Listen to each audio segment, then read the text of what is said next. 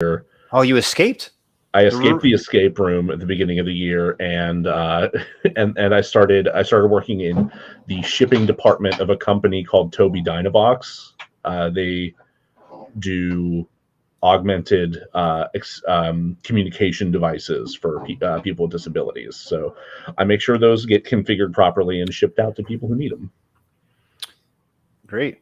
Did they immediately shut down the escape room after you escaped? They're like, well, the real test has been passed. We can close it down now, boys. God, if only. No, it's still running to my knowledge. Another manager who had previously left the company because he had moved away to manage another location, quit the company, moved back to Pittsburgh, and now he's running my old location. Oh, I see. Which, good for him. His problem now. All right, I'm gonna see if this is working here. Hey, it's me. We're recording a podcast. This is my end of the audio. It's a me, Chris Pratt. For anybody who's watching on Instagram, you're just not gonna hear Scott. Oh, there is that. Yeah, that's fine. Yeah, so Instagram land, you'll get mine and Jack's side of the conversation, and you'll just see Jack. So, well said, Scott. Yeah. It's like we're on Instagram. Wonderful. Just wanted you guys to get the full experience. I'm thoroughly immersed. Okay. It's working. All right. Okay. Working? Okay. I can do that. Okay. Yeah. Cool. We are live and we are rolling on our end as well. Great. How are my levels? Check those bad boys. Yeah. Go ahead and. I'm a podcaster. I'm sorry, Mom. Is your mic facing the right way? Probably not. No, because remember when I switched sides? Yeah, you did. You shifted your entire rig to the other side of the table there. Penis. What am I doing wrong? There we go. Well, that's a fun sound. I bet. I mean, it's not bad. It's just like a little. Squeak. Little Foley. There we go. I'm a podcaster. I bet my mom wishes I'd been a lawyer like I said I was going to be. You said you were going to be a lawyer? You didn't say that horse shit. I did. In 5th grade, I thought I was going to be a lawyer, but what I actually liked was the performance aspect of it. That tracks, yeah. And then I figured that out and ruined my life. I'm going to be just like Atticus Finch. Wait a minute. Yeah. Okay. I'm going to turn Jack up a little bit, and then I think we're good. Great. So I don't have an opening for us. It's kind of a relaxed fit episode, but just to warm up us, the podcasters. Did you ever sneaky watch a movie before? Oh, hold on. We should do a clap. Oh yeah, you're right. Okay. Oh yeah. Let me start recording here. If I do that, does this still do that? Yeah, it should. This should still all go just fine. Hang on. Oh no! Stop that. Joe, how do you not get any reflection in your Okay. glasses? I'm getting a ton of reflection on my glasses. What are you talking about? But like this? Not quite like that. Mine are blue blocking. Like an anime character? What? I'll send you the picture later. There's a character from New Genesis Evangelion that always has reflection in his glasses, and that's how you can tell he's evil. Of course, yeah. I think it's like the antenna mixed with it that does it for me. Oh. Yeah. Okay, are we ready to clap? Me also clap? Yes, you also clap. Okay. Okay, so we're going to go 1, 2, 3, clap, and then you clap. Okay. 1, 2, 3, clap. Jack, God damn it. I just... It might have been Scott was also incredibly late. That's just the internet. That's not. I think that's just the internet. No. We're in the same room, Jack. Oh, the lag on your It's just a side is weird so bad. lag. Oh, you are underwater. We just established this. Oh God! All right, we'll try that again. 1, 2, 3, clap. Okay, cool. Let's roll with that. Fantastic.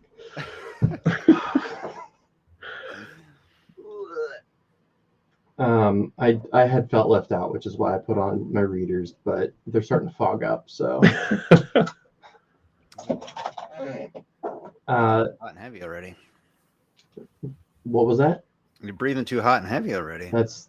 And we haven't even gotten into hackers, Jack. I was thinking about Rocky Horror Mm. because I was thinking like, what movies did I have to sneak to watch when I was a youth? And Oh, Rocky yeah. Horror Picture Show was one of them because my mom put Tim Curry in the same boat as David Bowie, which she also was not a fan of. Any kind of like androgynous character, which like I guess is not, if you're gonna put two people in the same boat, I mean, that's a really cool boat. it's a pretty sweet It's boat. like I want to be in that boat. I think Rocky Horror was the big one. I'm trying to think. My mom was really permissive whenever it came to us watching things. I did just re-listen to our last Guilty Pleasure. I think we episode. talked about that exact thing. Yeah. Ace Ventura. Yeah, it was 2. Ace Ventura 2 was the one where like she let me buy the tape, and then and that was my consolation for having to return my copy of or my cassette copy of Green Day's Dookie because she didn't like the lyrics of one of the songs. She actually listened to that episode and was like, I don't remember that. I'm like, it's burned into my memory forever. We need to have your mom on the show. She'd love that, I'm sure. I feel like for me, it was like my dad had just had that knack of like, no matter what the movie is, he would just walk in the room and like, just the one like bad part of the film that lasted like 10 seconds. Like I remember watching Mighty Ducks and like he just like walks in and it's just like the part where like the Fuller brothers or whatever they're called are just like beating people up and he's like, oh, great movie. Yeah, okay. It's like walks out. I was no, that's not. It's hockey. It's a Disney film. Teamwork. Okay. It's just one part. It's not all this. Having met your dad, I absolutely believe that is his superpower. Mm-hmm. Yeah. I had a moment like that. Well, only like that. It like that, and it was like, oh, this is what this movie is.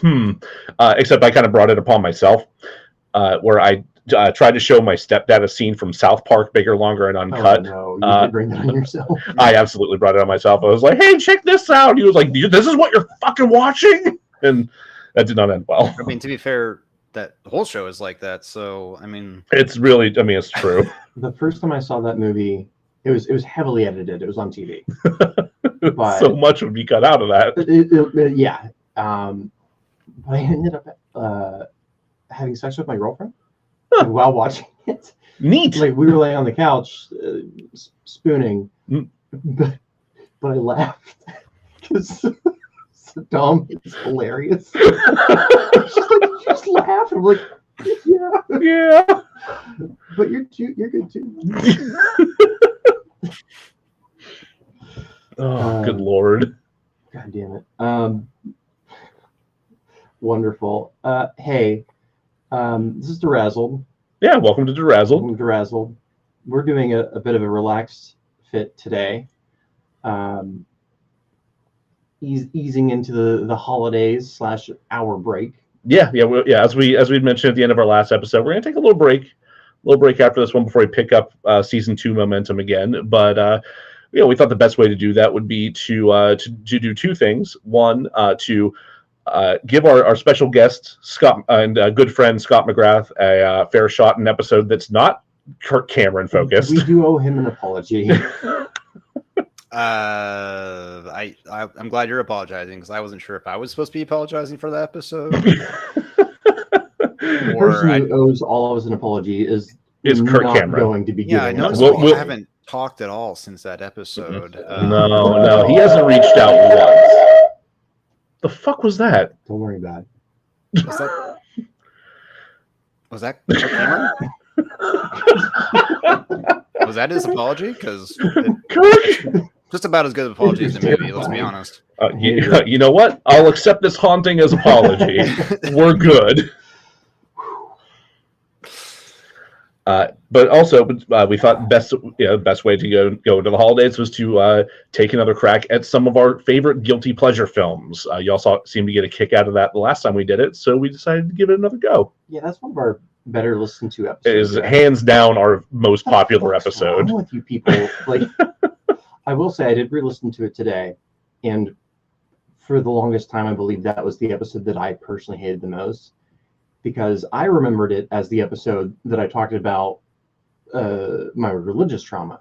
But since that time, I've talked about so much worse. You've talked about so much worse since then. Yeah, you got deep into some religious trauma in that episode, but then we got into a bunch of shit about your dad and the Mommy Dearest episode. Which is also an episode that did really well.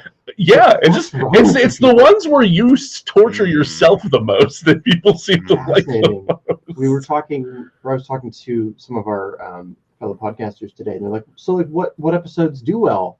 And I was like, I'm not answering that on this Facebook. The ones where I'm suffering.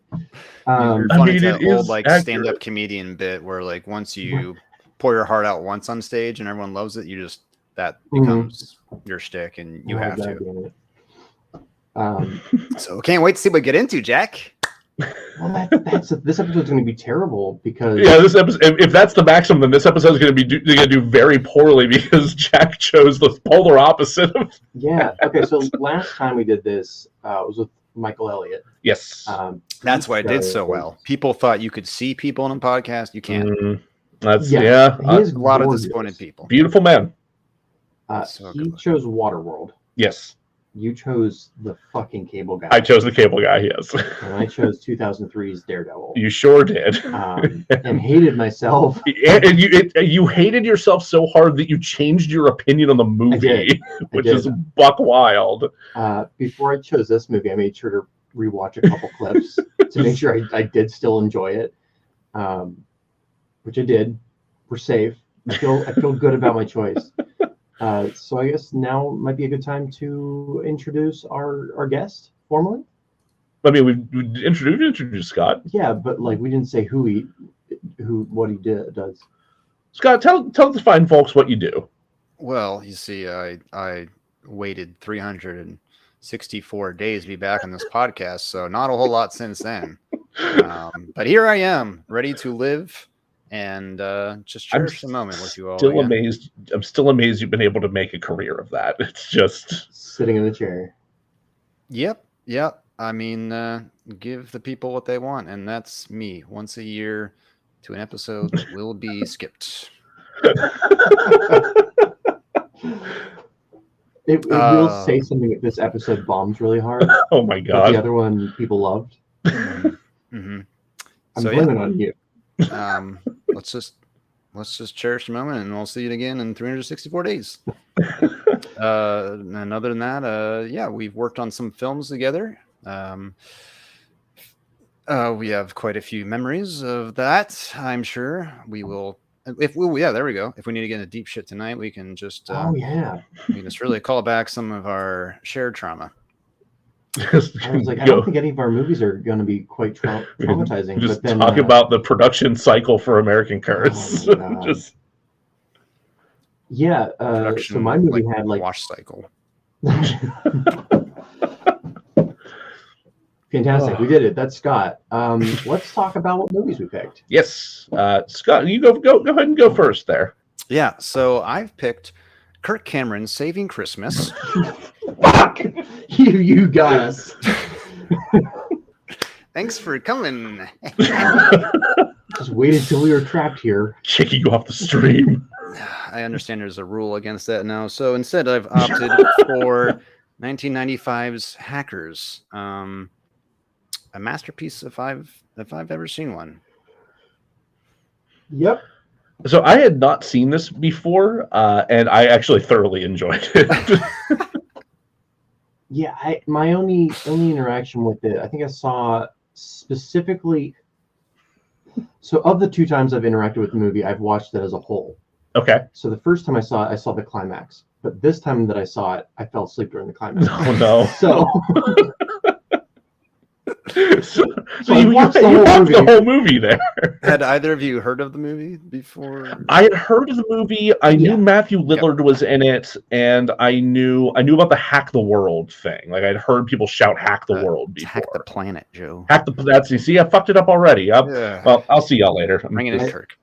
Was aware that young Angelina Jolie was in it. And I did not know that. Yeah, it's one of those films that like you're like, oh, I've never heard of that, and then you look at the cast list, and you're like, what the actual fuck? How did that? What I'm really upset about is that nobody warned me about skateboarding smoke show Fisher Stevens. We can't skip straight to the good part, Joe. Holy shit. Fair. That's a fair point. I guess I'll just be out of focus for this. There we go. Scott, how did you first interact with? Is it 95? 95, yes. 1995's Hackers. It shows. It's very 1995. Yeah. So I guess let me set the scene. Junior year of high school.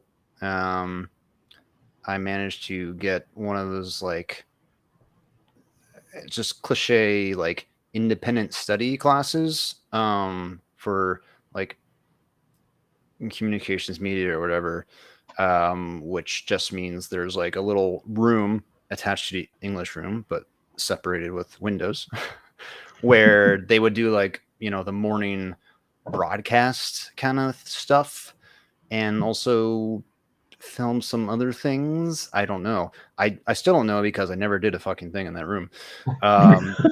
But you know, you knew like the right teacher, and I got this independent study class, and that's what I did 3 days a week in that class. Is we would go to this room, and there was a computer. So that's what I did. Is I wasn't even really into film or TV or anything at that point, but I was into computers, and there was one. So I entertained myself. And there wasn't any supervision or anything like that. So like I just watched movies and played World of Warcraft. And so anyway, I don't know how I got introduced to hackers. I think I was into, you know, getting into computers. I was into kind of that cybersecurity hacker fetish kind of thing. So I probably like saw it on a forum or, you know, something and pirated it. And I feel like if you needed a snapshot of me in 2005 or whatever this was, it'd be like me pirating a hacky movie and watching it alone in a room. Fantastic. But that's what happened. I watched it first in that classroom and was just really, you know, enjoying myself, both ironically and unironically at the same time. And yeah, I think I probably watched that movie like 12 times that year just in that room because it's great and I could. I love it. But yeah, I think it's just a real like snapshot in time of both my life and the internet age coming into its own and trying to be immortalized in the best way possible. With just a lot of flying equations and so many formulas. That's what I liked the most about the movie was we hadn't figured out how to visually show the internet yet. Yeah. I don't know that we have now. We just kind of don't do it that way for sure. And this is 4 years, I think 4 years before The Matrix. Yes. Which was like, let's just say we're in the internet. And that's good enough. But watching this reminded me of, I think it's The New Adventures of Johnny Quest. Oh, okay. Because they had, I'm not going to go into the production history of it because there is quite a bit.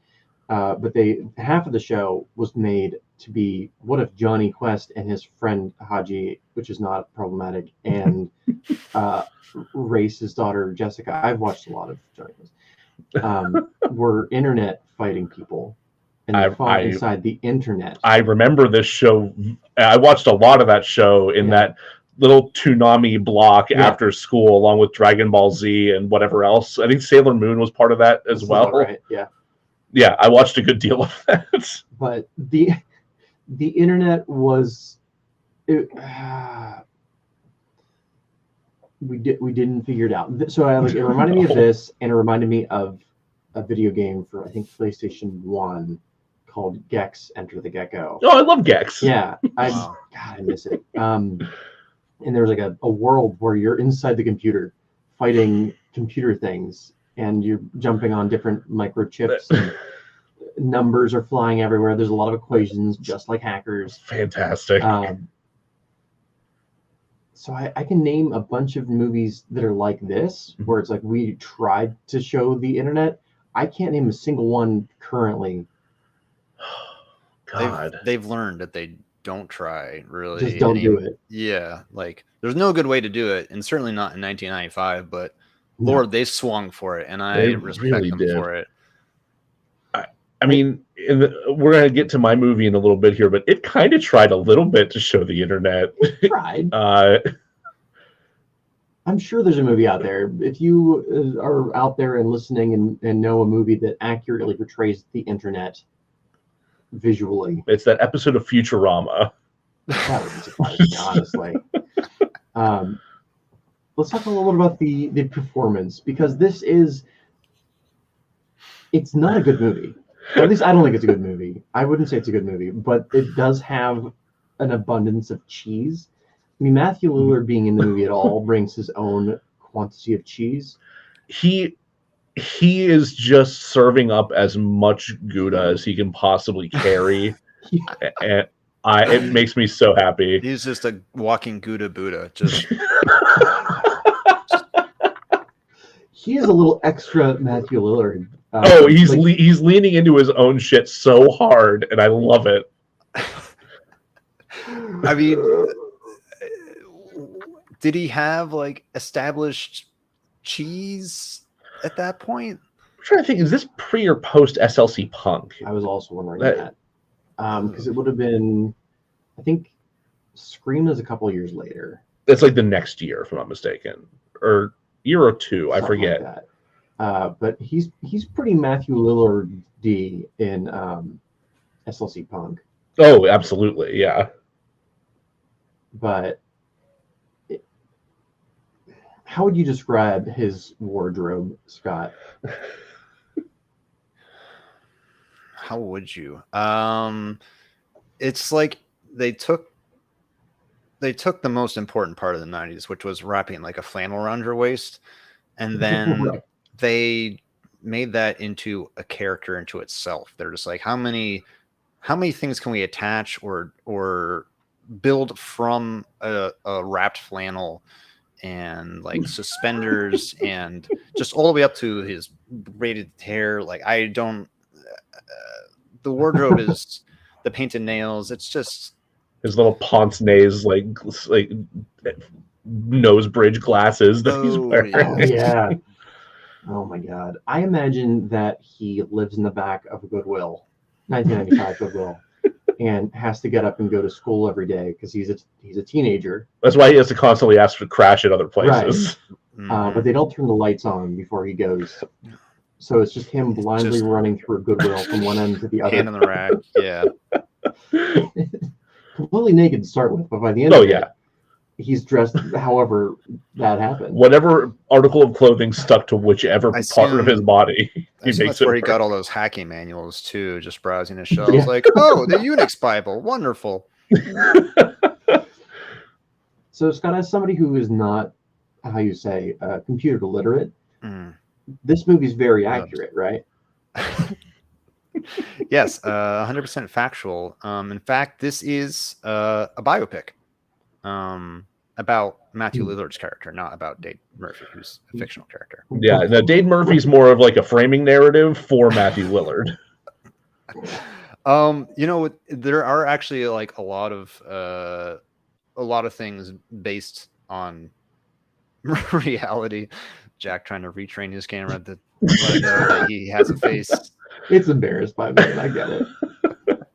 A lot of the details are based on real hacking trivia at that time, really. I think in fact like the actors all went to like hacker meetups in New York and hung out with real hackers for like a couple weeks leading up to the film. Fascinating.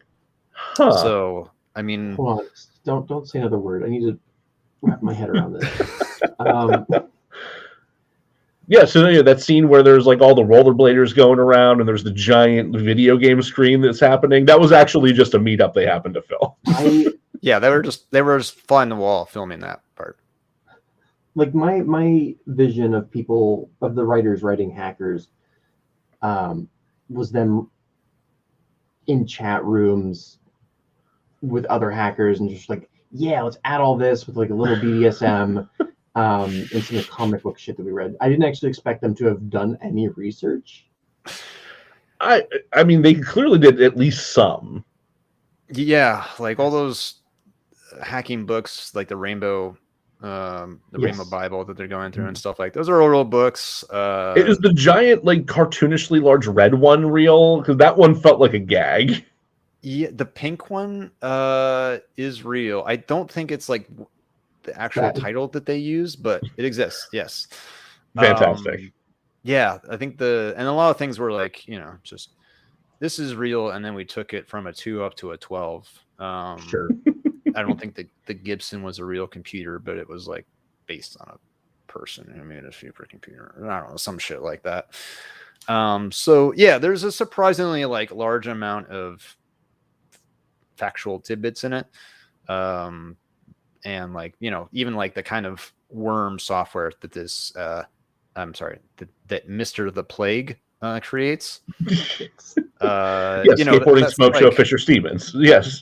That was a kind of classic worm scheme that ran through corporate America. I mean, if you've seen you've seen Office Space, it's essentially like I was just gonna say it's Superman 3, but yeah, it's right. Office, which is also the one they reference in Office Space. Yeah, that was the one part I'm like, didn't they reference it in Office Space, which was then referenced to Superman 3? I guess this must be a thing that happened. Yep. Enough that it made it into 3 separate movies. Sure did. And I think the Dade's initial, when he was a kid and he got arrested for crashing like 1,500 computers or something like that. 15,007. Thank you. That was based on like a true event. I think it crashed like 1,600 computers in Wall Street or something like that. But I don't think it was like a 7-year-old or however fucking old he was supposed to be. Good, fuck him. I have a whole. Okay, so what we forgot to do that we did in the last episode, or the last Guilty Pleasure episode, was state how you and I, the people that are being forced to watch Hackers, how we felt about it going in, or not going in, but going out. Prior to Scott convincing us that it's not horrible. Oh, that's a fair point. Yeah. So what's happening right now is my opinion's changing, which is why I want to stop. So okay, yeah. Well, so I already stated that I actually enjoyed this movie. What were your thoughts? That was pretty stupid. I do recall you messaging us and saying, "What the fuck did I just watch?" And I'll be honest, at that point, because of the amount of time that had passed, I wasn't sure if you were talking about Gamer by that point. Right. So we were doing this episode pretty quickly after we did our last series of Showgirl episodes. Yes.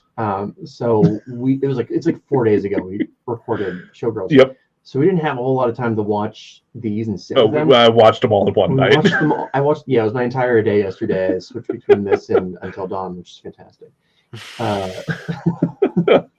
So I haven't had a whole lot of time to sit with Hackers, but my opinion is that it's stupid.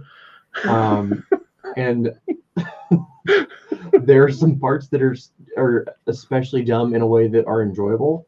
That's basically Matthew Lillard's entire career of the 2000s. I mean, yeah, that's very true. I love Matthew Lillard, but he is. How did you put him? Gouda Buddha. Gouda Buddha. He's a big old cheesy god.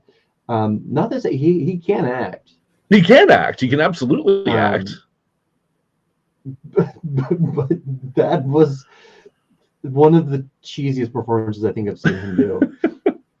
I think the so many of the performances are extremely cheesy. They're very over the top. But like a lot of the side characters I did like, such as I don't know their names, but the one that takes Dada under his wing. Daddy. Are you talking about Joey? Dade. Dade. Okay, sorry. Yeah.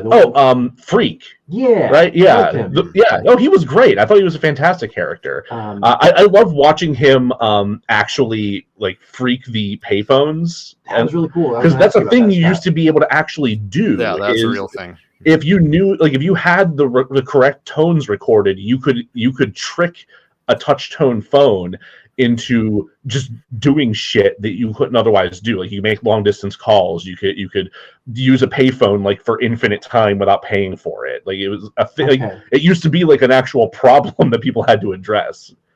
And I love that when they set it as a character up initially, and they kind of like portray these hacker kids as like do-gooders who are kind of up to no good, like they have a great heart and they're not going to use this for evil, obviously. And so like the very first time you see Freak is when Dade's walking through the hall of the high school lost. And, as you do, in order to ask for help, you pick the one fucking person on a phone to ask for directions. But he's like, hang on, I'm talking to Argentina or whatever. I think you said Venezuela. Thank you. Yeah. Which like they signal, like they let you know he's talking to somebody not in English with like the barest Spanish, just that real quick. Claro que sí. But it just like sets up that like, oh, he's used to hacking phones and getting free long distance so that he can presumably talk to like family members. Not absolutely. Like, I love that detail so much. But of course, it's also. It's easy to oversee, and also you're too busy laughing at the fact that Dade's like, you on the phone. Well, where's the principal's office? Scott, if you would you summarize the plot of Hackers? Yes. So, young computer prodigy gets arrested as a kid for hacking a bazillion computers at once and gets busted by the FBI, and his sentence is that he can't touch a computer or touch-tone phone until he's 18. And so he becomes 18 and like a good boy immediately connects his computer to the internet in order to hack a TV station so he can watch the Twilight Zone. Which Jack, if you don't appreciate that, I mean, it was Outer Limits. You're correct, Jack. I particularly love that he took down a fake Rush Limbaugh show titled America First, which prescient. Yes. In order to put on the Outer Limits. That's a lovely detail. I definitely probably missed as a kid. Wow. Beautiful. Also, really highlighted and punctuated by his insult, "Get a job." Oh god, yeah, that immediately the most annoying voice you can muster from performance.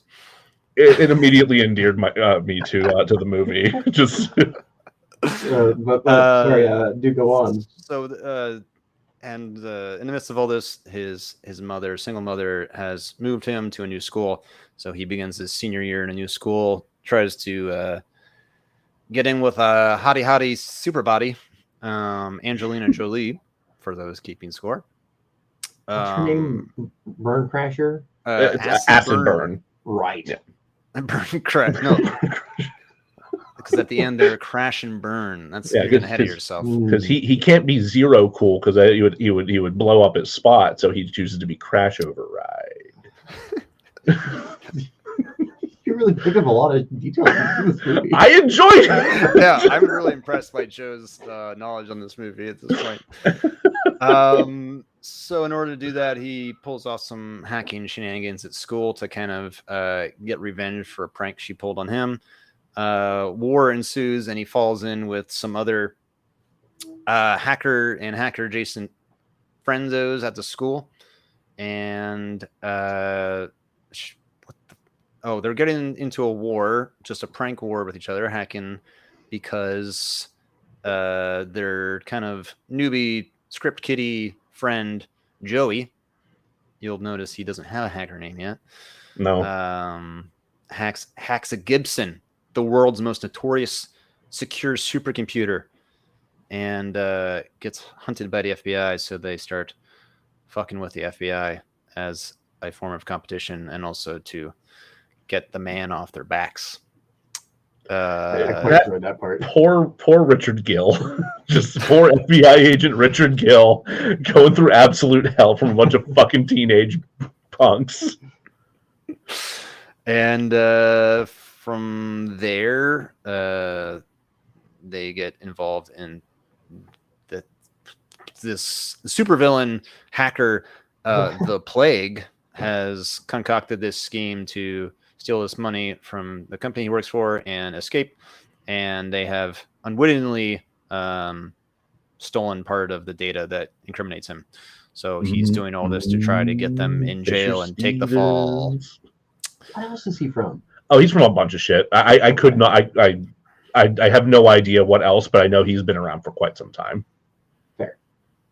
And that's the movie. That's it. Yeah. That's the whole thing. There are a couple of weird dream sequences. Weird horny dream sequences. This movie is, I think, the two things that you did a great job at summarizing. Yes. So the two things that the audience needs to know is, one, this is a very horny movie. It is its own brand of horny. Yes. It definitely fits the teenage 90s we horny vibe.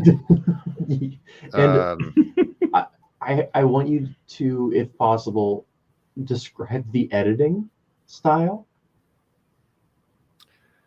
because you've described the movie, the plot, yes, but yes. What is important is the editing. Really makes this an entirely different film. I'm just gonna say it. I think it's pretty great. At times, it's kind of brilliant. It is certainly of its time. The style is, it's very much of its time. They definitely swung for the fences.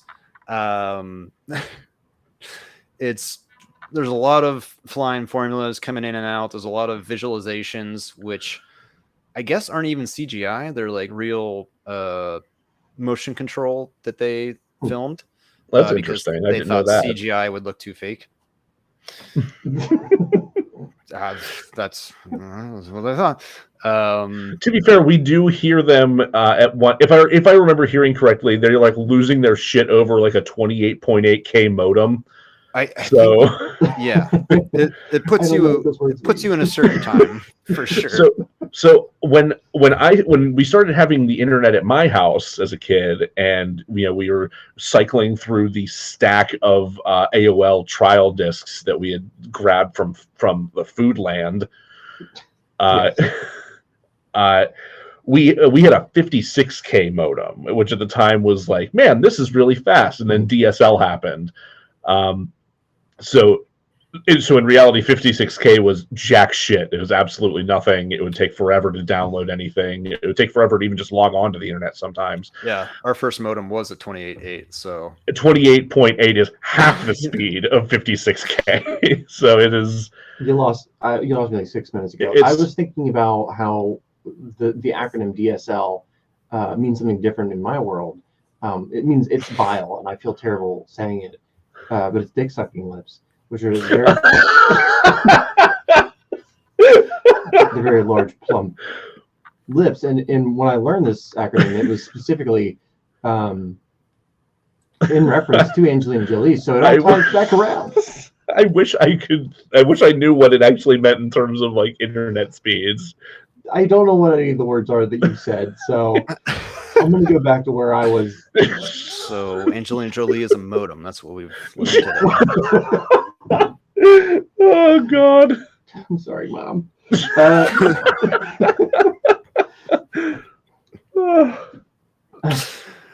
There's a lot of dream sequences. I think the movie really hits its stride when you're just inundated with dream sequences, most of which, like you said, are horny. But there's the one where Dade has a dream sequence that they're about to bone, and then they get like busted by the FBI or something, and then Freak has a dream that he's about to get like busted by the FBI, And then oh yeah, I forgot his about that mom one. wakes him up, and the FBI come in through the window in what is like actually a surprising moment, I think. And really they fake you out there. And Freak goes, "Deja vu!" Yeah. I love that his mom just starts beating him upside the head while yelling in Spanish, and he's just like, "Come on, arrest me already!" God. Yeah, just arrest me. Wow. I don't think we watched the same movie, Jack. I'm sorry. I guess not. So, Jack, what are your feelings on the movie now that you've heard Scott expound upon his feelings on it? The key thing that Scott said that makes me feel a little different about it is that all of the hackery bullshit is somewhat legitimate. There's some basis in reality and there. not Okay. just funny words strung together. Okay.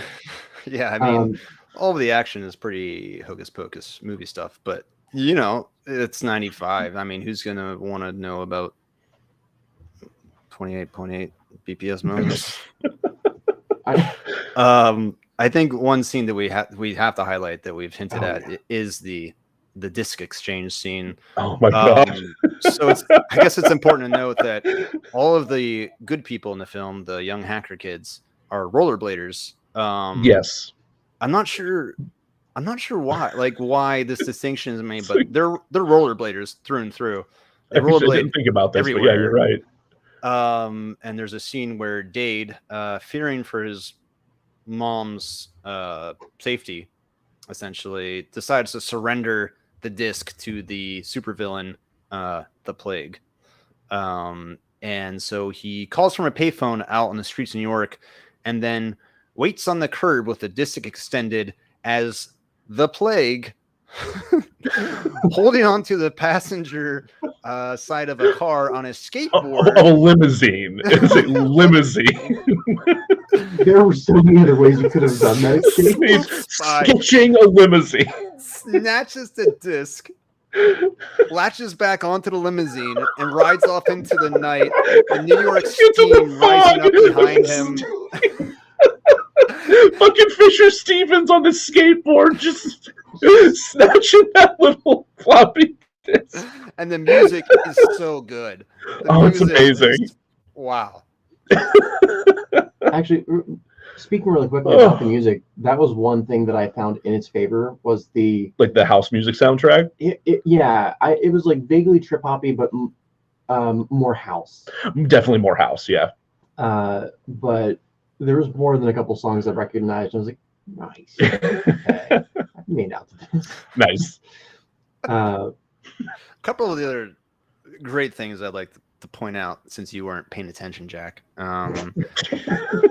Number one, the hackers' handles, as they call them, are all just so 90s hacker handles are so great, and they're all apparently like, aside from the main character like Crash Override and but like all of Joey's like names that he's trialing and stuff like that, those are all like real 90s hacker handles. Master of Disaster and Dr. Doom and Ultra Laser and stuff like all real. They're all beautiful in their own way. I found them all very, very believable. See, and there we are. I initially hated that, but now that I found that they're real, I'm like, right, okay, I can like it. When you watch this in 2022, you're like, this is so fucking absurd. It was just the 90s, man. That's the reality of it. I love that one of Dade's first lines as an 18-year-old is to his mom as he storms off into the shower, "And I'm still a virgin." And guess what? We see why soon enough. Nobody asked, my dude. Yeah, as soon as he talks and they're human, you're like, yeah, we know, we get it. When he walks up behind Kate as she's like getting the new high score above her old high score, and he's like, "Pretty good for a girl." And it's like, shut up. Yeah, that was pretty infuriating. What the fuck was that game? I don't even know. Called Wipeout. Okay. Oh, is it called Wipeout? Yeah. All right. Oh, just to go back to setting the scene and the kind of place I was at this moment. I think around this time I built my first computer and I named it Lucy in honor of Joey's confiscated computer. Outstanding. That he is obsessed with, named Lucy. I'm a little ashamed of that one, but that's okay. Some other favorite moments are when whatever techno dweeb at the company tries to alert the plague to something going wrong and calls him by his real name, and he's like, "Hey, Eugene," him or something. Oh yeah, Eugene. He goes, and he's like, "Mr. the Plague." I love that it was Penn Jillette. Yes. Yeah, I love that guy was fucking Penn Jillette. Just Oh yeah, the fuck. what an unexpected cameo. But he didn't really play into his established personality. He was just like an actor. Yeah. Like if you had no knowledge of Penn from Penn and Teller. Yeah. Prior to that, you'd be like, oh, he's just an actor. Yeah, basically. I mean, aside from the absurd jewelry he was wearing at the time. That and his hair, yeah. Yeah. So you've done a good job, Scott, of summarizing this and putting up an argument for why this is perhaps not a bad film. Where I stand now, after having heard your argument, is I still think it's a terrible film. It is, but it. I think what we didn't do last time, Joe, is we didn't discuss good film, bad film, but also does it have that perfect mixture of ingredients and cheese to be a guilty pleasure film?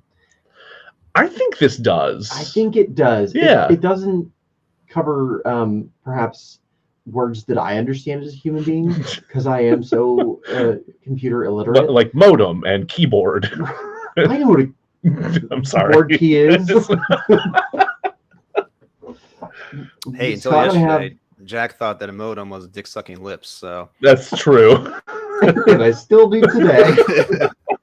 He's had to explain some horrible things to Verizon over the years. Yeah, he's had a lot of disappointing experiences with his modem at home. They actually blocked me.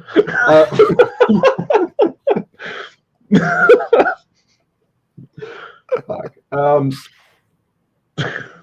Yeah. So, oh God, I just remembered that. The way that Scott taught me what a tilde is. Because it's like a hotkey for, I think, something in Adobe Premiere. I think the default binding in Premiere is it full screens your playback. Oh, okay. And the connection I made was tilde as in Tilda Swinton. So anytime I was like, how do I make this the thing to do? And it's got Tilda Swinton. I'm like, all right. Yeah, I took Spanish in high school, so I knew it. That's a Spanish word? Well, no, it's a Spanish thing. Well, I mean, it's a language thing because in Spanish, it pops up over an N, so you know that it's pronounced like as like N, like it's a nia instead of an N sound. The weird thing is, like, she's a fantastic actress, androgynous, yeah, timeless, even. Dare we say immortal? I think so. Also, makes you scream bigger. I'm gonna flip the entire fucking table. So no, I don't think it's a good movie, but I do think it's a guilty pleasure. It fits that very well. Yes, I think just in addition to the whole guilty pleasure thing, like the reason I think it's still not relevant, but it still has relevancy, I guess, is, you know, a lot of the film is about this birthing of the internet and about who holds power in this like new emerging world. And yes. There's a lot of like, you know, he refers to them as the keyboard cowboys, and about how he does use that phrase. They're going to rule the world, you know, essentially, and a lot of chauvinism that comes with it and stuff like that. He's like just shy of referring to people as normies. Yes.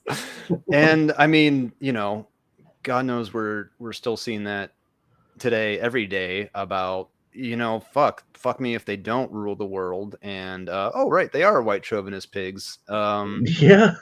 And they hold too much power, and it turns out the more we know about them, the less we like them. Yep. So, you know, I think it's like they're hitting a little bit accidentally on what's about to unfold for the next 20, 30 years. And beyond. Who'd have thunk that 1995's Hackers was a harbinger of doom? I don't know about you guys, but I feel like that's probably a good place to take a break and then come back and discuss my movie. Yeah. Hell yeah. I got to pee real bad, so I'll be right back. All right, we'll be back after Jack pees. That's stuck in my head. Do I keep rolling, Joe? Or do Yeah. Just keep rolling. Yeah, just keep on recording, and then that way I'm not going to have to sync up multiple times. Sounds good. Oh man. So Scott, what movies have you seen this year that you've been really pumped about? You think I watch movies, Joe? I'm really bad at that. I'm not as good at it as I would like to be. I just rewatched, and maybe I've ranted about this before, but I watched that on playing the first time, so like it only half counts. But I just rewatched Pig. I still need to watch that. I've heard it's really good. I love it. That's probably my favorite movie that I've seen in the past 2 years. Wow. Yeah, it's like, I don't know, it's just unique. Hits a lot of different buttons. And it's filmed in Portland, so yeah, no. Oh, nice. I didn't realize that. Yeah, it's like strangely like a very Portland film. But yeah, I really enjoyed rewatching that. What else have I seen? It's like recent. Bad movie.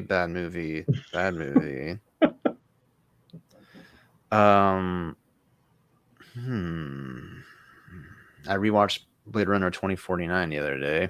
I still need to watch that. I haven't even seen that once yet. Yeah, make time for it sometime. It's a treat. Nice.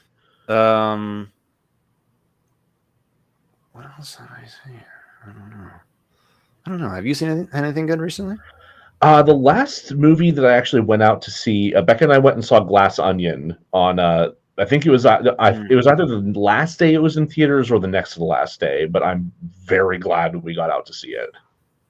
You liked it? I loved it. I thought it was fantastic. I don't know if I would say it's as good as Knives Out was, but it's almost irrelevant. Like it stands on its own. Okay, that's a good endorsement. I like the sound of that. I wish that you guys had watched it because there's a lot that I want to say about it that's weirdly relevant to some stuff you've already started touching on. But okay. All I can say is absolutely watch it once it starts streaming because it's definitely worth your time. Okay. I'm gonna put it on the list. I think before that, while Becca and I were on vacation, her mom put on Where the Crawdads Sing, which wasn't really good, but it was kind of like super predictable, but also like just the ending was satisfying. Okay. Glass.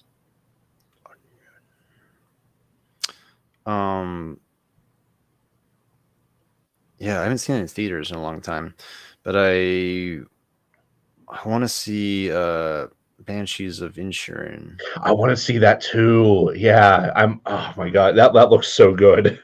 I think Jack sent me that trailer originally, and I was like, well, same. I have to see that. If I'm not mistaken, at the Golden Globes, that was one of them that was nominated for Best Musical or Comedy. It was like that, Glass Onion, Everything Everywhere All at Once, and two other films I'm not terribly familiar with. I think it was Babylon and Triangle of Sadness, which I've never even heard of before I saw the nomination. Babylon. I think Brad Pitt's in that one. I'm not 100% sure. Isn't that like an old film, or is that like Babylon 2039 or something? No idea. Uh-oh.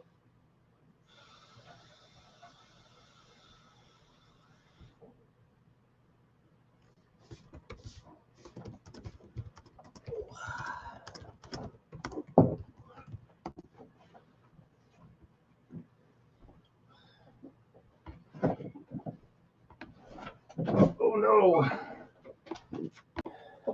Sorry. That's all right. Sorry. Yeah, I think we lost you for a second there. I closed the wrong tab. See, Jack, a tab is a part of your web browser. Web browser is an application that you use to browse the web.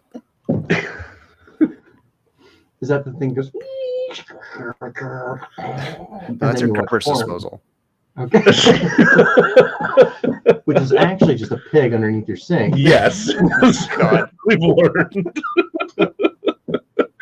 Oh God, snitch ass pig. Okay.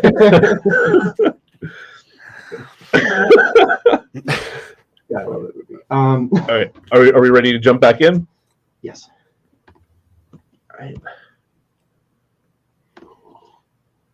All right, welcome back, everybody. Whew. So now we're on to we're on to my movie now. your movie. So I picked. You made this movie? Oh no! I mistakes were made. So I picked 2009's Gamer, directed by Mark Neville-Dean and Brian Taylor, starring Gerard Butler, Michael C. Hall, Chris Ludacris Bridges. That's Ludacris's real name. Ludacris. Yes, Ludacris. His real name is Chris. Wait, no. What did you say he did on it, or just?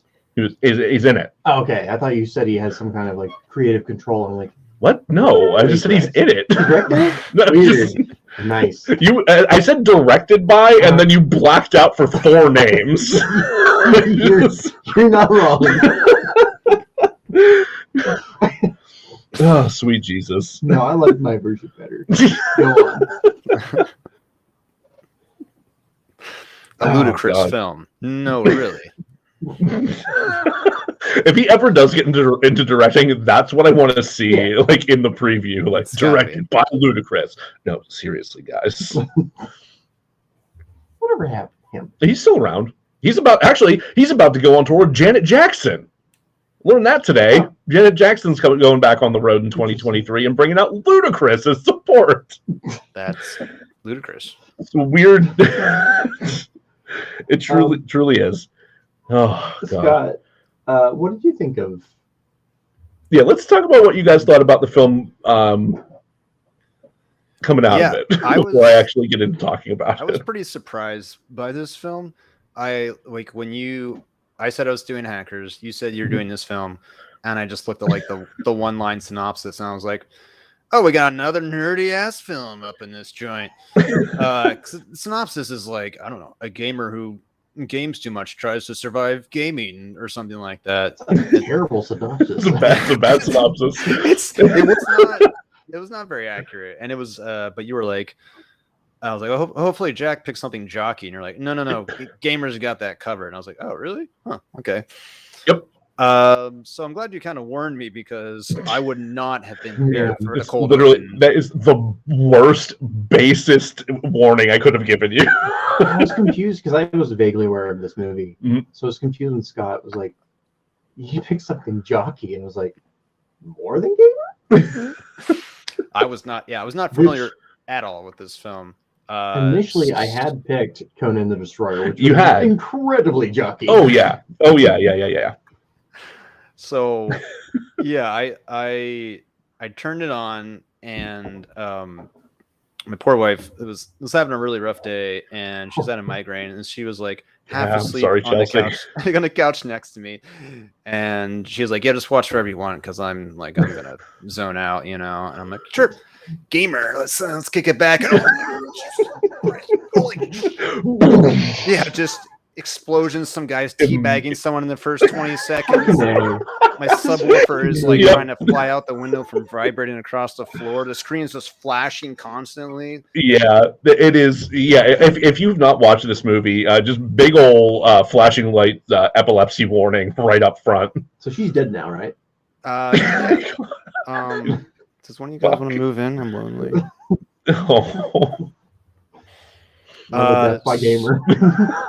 So yeah, the opening, and there's just, man, they go for it. The camera motion is just very intense in your face, which the first 30 seconds I'm like, oh shit, we're going for it. Okay, I like this. And then 50 seconds and you're like, I need a break, please. Put it on a tripod. I'm begging you. Those are rare words. Yeah, I was to say, like, you're begging for sticks. Holy shit. Yeah, not often uttered by me, but there you have it. So yeah, it was pretty jockey. I probably like halfway into the movie, I was like, I don't think I like this film. But I'm gonna make it through, god damn it. But I feel like it hit its stride. The moment that Gerard Butler downed a bottle of alcohol and then both puked and then pissed it into the gas can of a car. Sorry. So that he could escape. And I was like, oh, I get this film now. Yeah. Okay. Oh, I'm glad that was the moment. It was like I had started watching a Hong Kong movie halfway through, and it was just like, oh, okay, this is where we are. All right. And from that point on, I think I enjoyed it a little bit more. Yeah. Overall, I wouldn't watch it again. If I didn't have to. Fair. But I'm glad that Chelsea could watch it for me. Yeah, Jack, what did you think? Listen, we've watched a lot of bad movies, Yep. so I'm not gonna pretend like this hurt me real bad. Sure. There's a huge butt coming. But I did not enjoy this movie. I was pretty upset that you made me watch it. I was pretty upset that I finished Hackers and then watched this. Oh, I was really glad I saved my movie for last. That's the right order, I think. It would be the right order. I ended up closing my my triple feature on Gamer. It was the last time I watched it. This is actually the first time I've watched this movie in about 10 years. So I was confused why you picked this movie when it was finished, not before. Before I was like, oh yeah, there's like some like commentary on like social commentary, blah blah blah blah. Yeah. But then there's like a lot of Dutch angles, and the camera was very upsetting. I too was upset by all of the camera stuff that happened in the camera movie. I wish it was an audiobook by the end. I can't imagine an audiobook of this. It'd be real short. Yeah. It'd be real loud. And is Stan Kinison still alive? I'm pretty sure he would be the one that reads it. I hope all the sound effects are mouse sounds too. It's like bang bang bang bang bang boom boom boom bang bang bang tumble. And you know that would be a good use of John Leguizamo. Yes. Because I was excited that he was in this, and I was not excited anymore. I completely forgot that he was in it. I forgot a lot about this movie in the 10 years since I'd last watched it. So I found this movie in grad school. So I've mentioned a couple of times I have a master's degree in literature. My focus was in digital literacies and popular culture. And in my attempts to try and kind of like build up a knowledge base, I was trying to find media that would be, relevant to the stuff that I was reading, and I found out about Gamer. So I found that. I was like, okay, the premise sounds kind of interesting, and I like Gerard Butler and Michael C. Hall. Let's give it a shot. And I will freely admit, this movie's fucking awful. This movie is Michael C. Hall's fucking ripped. Yeah. Like, holy shit, right? I learned that. Yeah. I'm a muscly boy. Oh, like you expect it from Gerard Butler, right. But like Michael C. Hall, man. That nanite training program got him ripped. So I watched this movie and immediately was like, wow, this was a wild ride. It's a really bad movie, but like I'm weirdly taken with it, to the point that I watched it again in a room full of my colleagues in grad school as part of like a video game in media lecture series. and got into a really good conversation with like professors and other grad students about the whole thing. It was like, okay, that was really cool. That went better than I was expecting it to, which means, yes, I did subject some of my professors to all that weird, horrible sex shit. I hated that so much. So if you've not seen this movie, the basic premise is that there is a tech genius named Ken Castle who has developed these immersive games. One called Society, which is a rip off of like Second Life and The Sims and whatnot, and one called what the fuck is it called? Slayers, yeah, and one called Slayers, where a bunch of death row inmates are cede control of their bodies to professional gamers, more or less, and if they survive 30 battle royale to the fight to the death matches, they win a pardon and their freedom. So he's achieved this by injecting some kind of new neurotransmitter cell into their brains, which then like slowly replaces the rest of their brain cells to basically make them walking receivers of sorts. Like they are people with IP addresses that can receive commands from an outside source. Gerard Butler plays a man who is known to the public as Cable, but is actually named John Tillman, who is wanted for murder. And Jack is so upset. So he was arrested and put on death row for murder, so we think, and is trying to fight his way through in Slayers. He is controlled by a shitheel 17-year-old named Simon, played by Logan Lerman. That's a great T-shirt. His name is Simon. His name is Simon. Yeah, his name is Simon. Simon says. Yeah, that's true. No. I'm not drunk enough for this, honestly.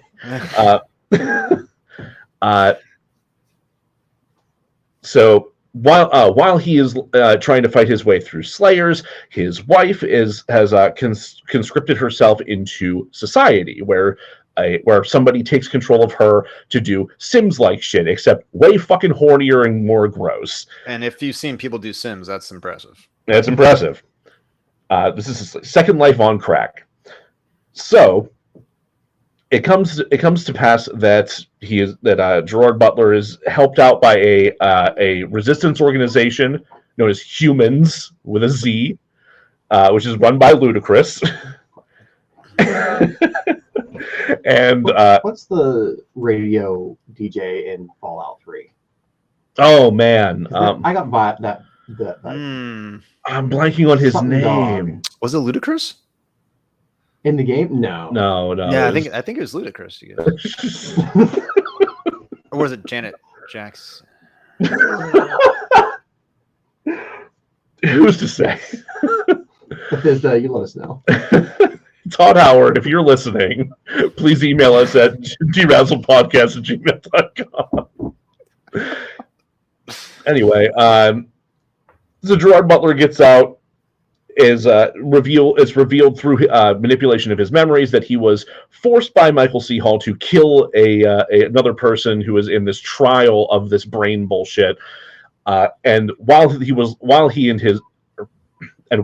locked up and his wife in Society, Michael C. Hall's character has paid great sums of money to secretly adopt his daughter and hold her captive, which results in a big showdown, final boss fight at Ken Castle's house that begins with an unhinged, chiaroscuro shaded dance and musical number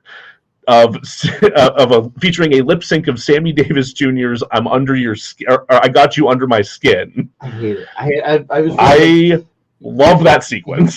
See my face and how upset I am. The way that Michael C. Hall commits to the weird puppet dance that he does in the shadows made me so happy. I will say he did really commit to that. He did really commit to it. I hated it, but he committed. Oh yeah. He was. It's such good final boss fight bullshit. You also forgot the absolute rage machine that is Terry Crews. Terry Crews plays the opposite of who he is in real life. The opposite, yeah. Teddy Crews, known wholesome teddy bear that he actually is in real life, plays murderous rage machine and actually pretty problematic character in general. So the note I wrote about Terry Crews is Terry Crews to his agent. I feel like everyone just thinks I'm a nice guy. Agent, noted. Hold my beer. I feel like you just. Mm-hmm. How do you feel about snarling into a camera for like a minute and a half? Just being the most unlikable thing that's graced the silver screen. Yeah. So, as I discovered earlier today, the critical reception of this movie is overall dog shit. Absolutely terrible. The vast majority of critics really hated it, with the exception of a select few. Most noteworthy, a man named Joe Nealis. No. You'll spoil it. What's a man named have? What's that? Or does this movie have? Do you know?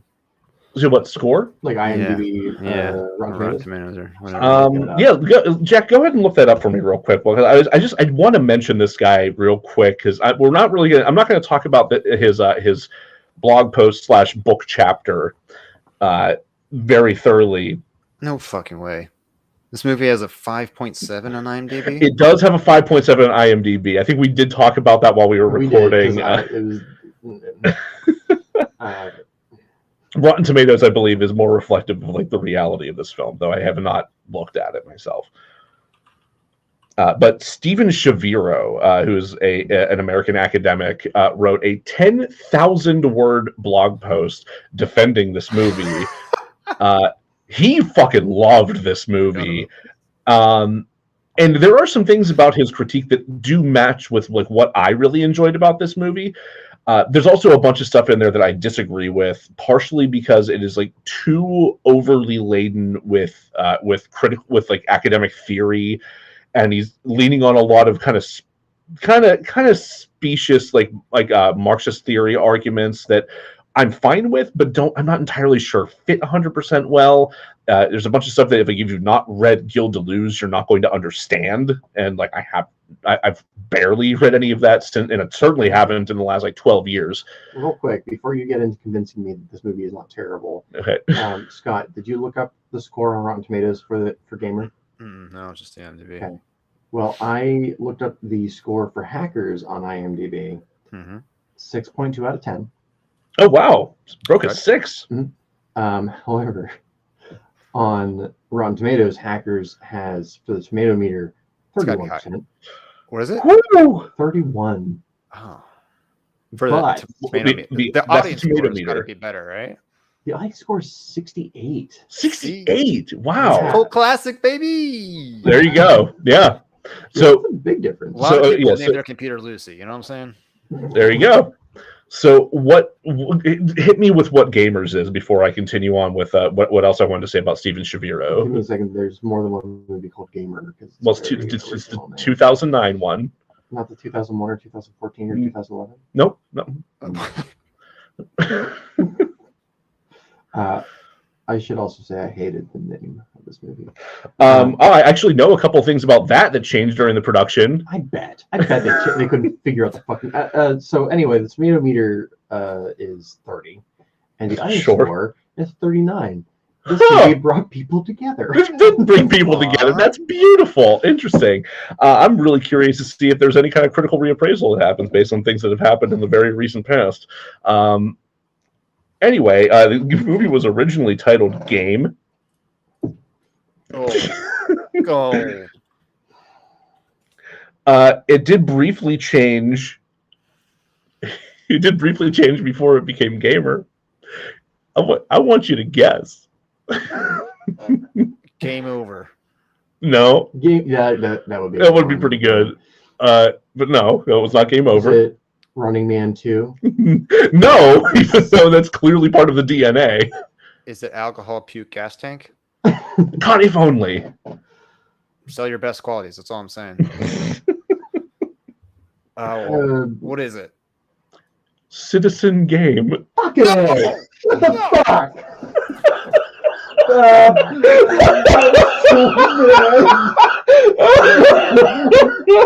Fuck you so much.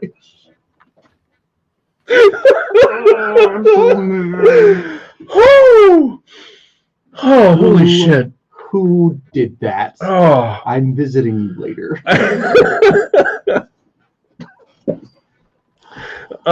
That was very worth it. So, like I said, there are some things I disagree with Steven Shaviro with his gigantic fucking essay that he wrote about this. Though I am going to just straight up say the thing that I chiefly disagree with him is the idea that this is a good movie, because it's just not fucking. It's not good. It's a terrible fucking movie, but I like it, and here's why. So, Jack, Scott, you've played a lot of video games in your day, right? To a degree. Yeah. So what really helped rope me in with this movie is the way that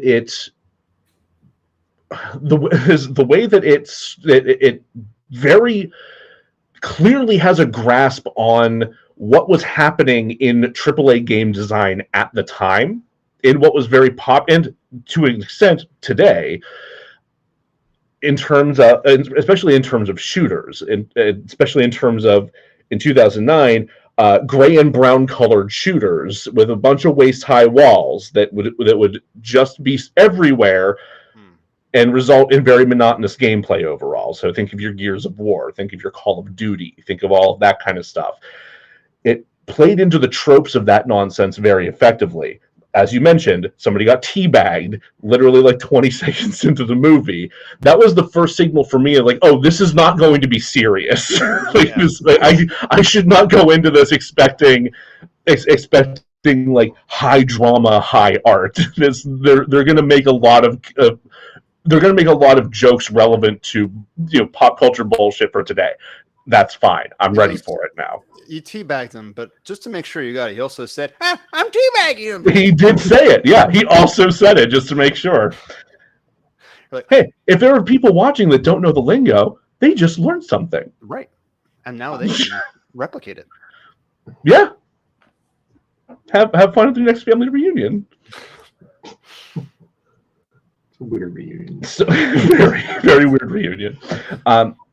So, Jack, you mentioned something to me, how you felt like this could have been a Verhoeven movie. Yes. And I very much agree, and I wish it had been, because it actually is doing almost the exact same thing that he's trying to do with Starship Troopers in terms of the cranking up the intensity and absurdity up to like 13.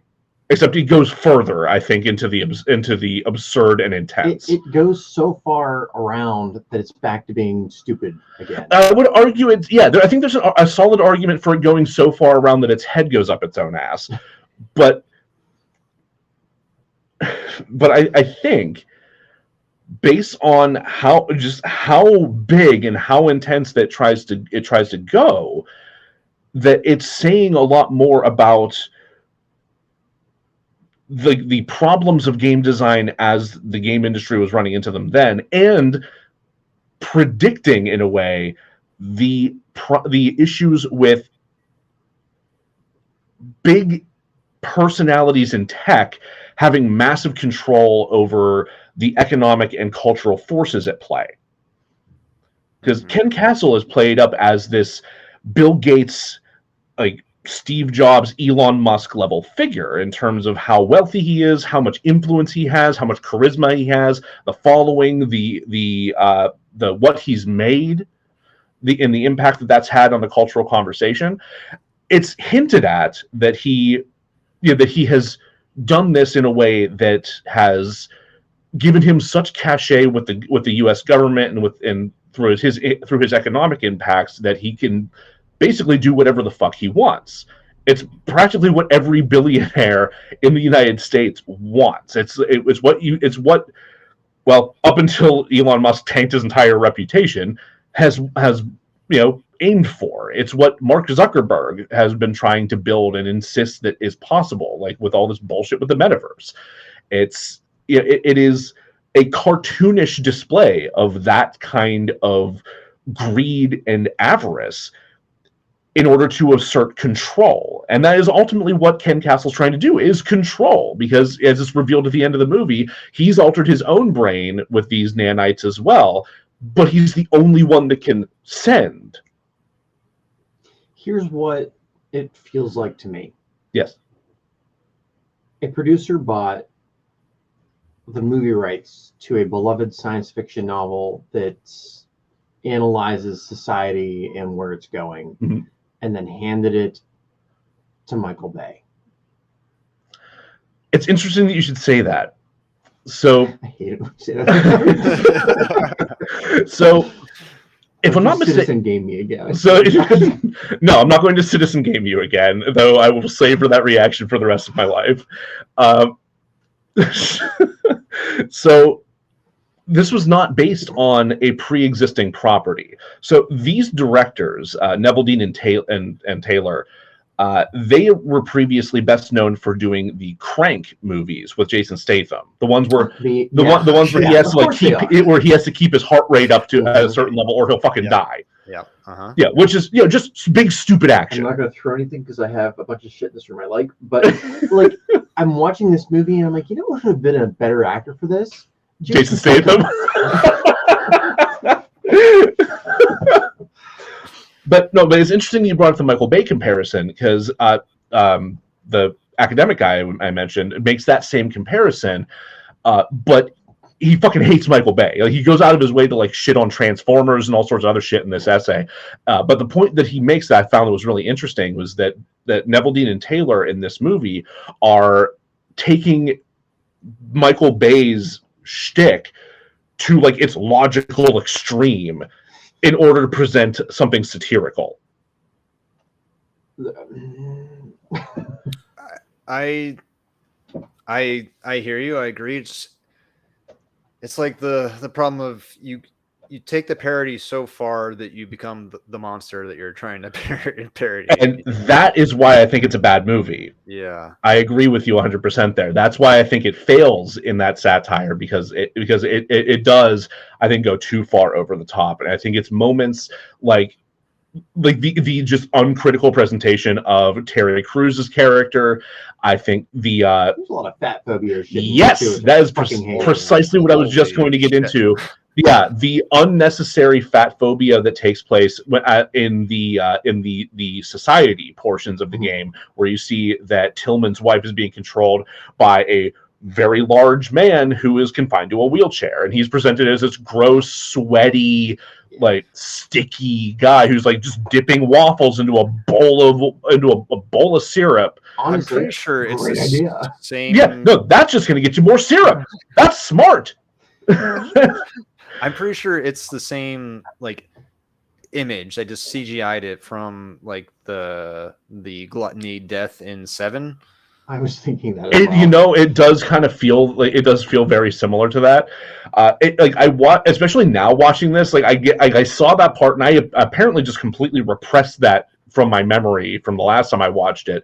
Because I watched it this time, I'm like, holy fuck! Like Darren Aronofsky watched this, like whenever it came out, I was like, you know, I have an idea for something that hates fat people. Oh yeah.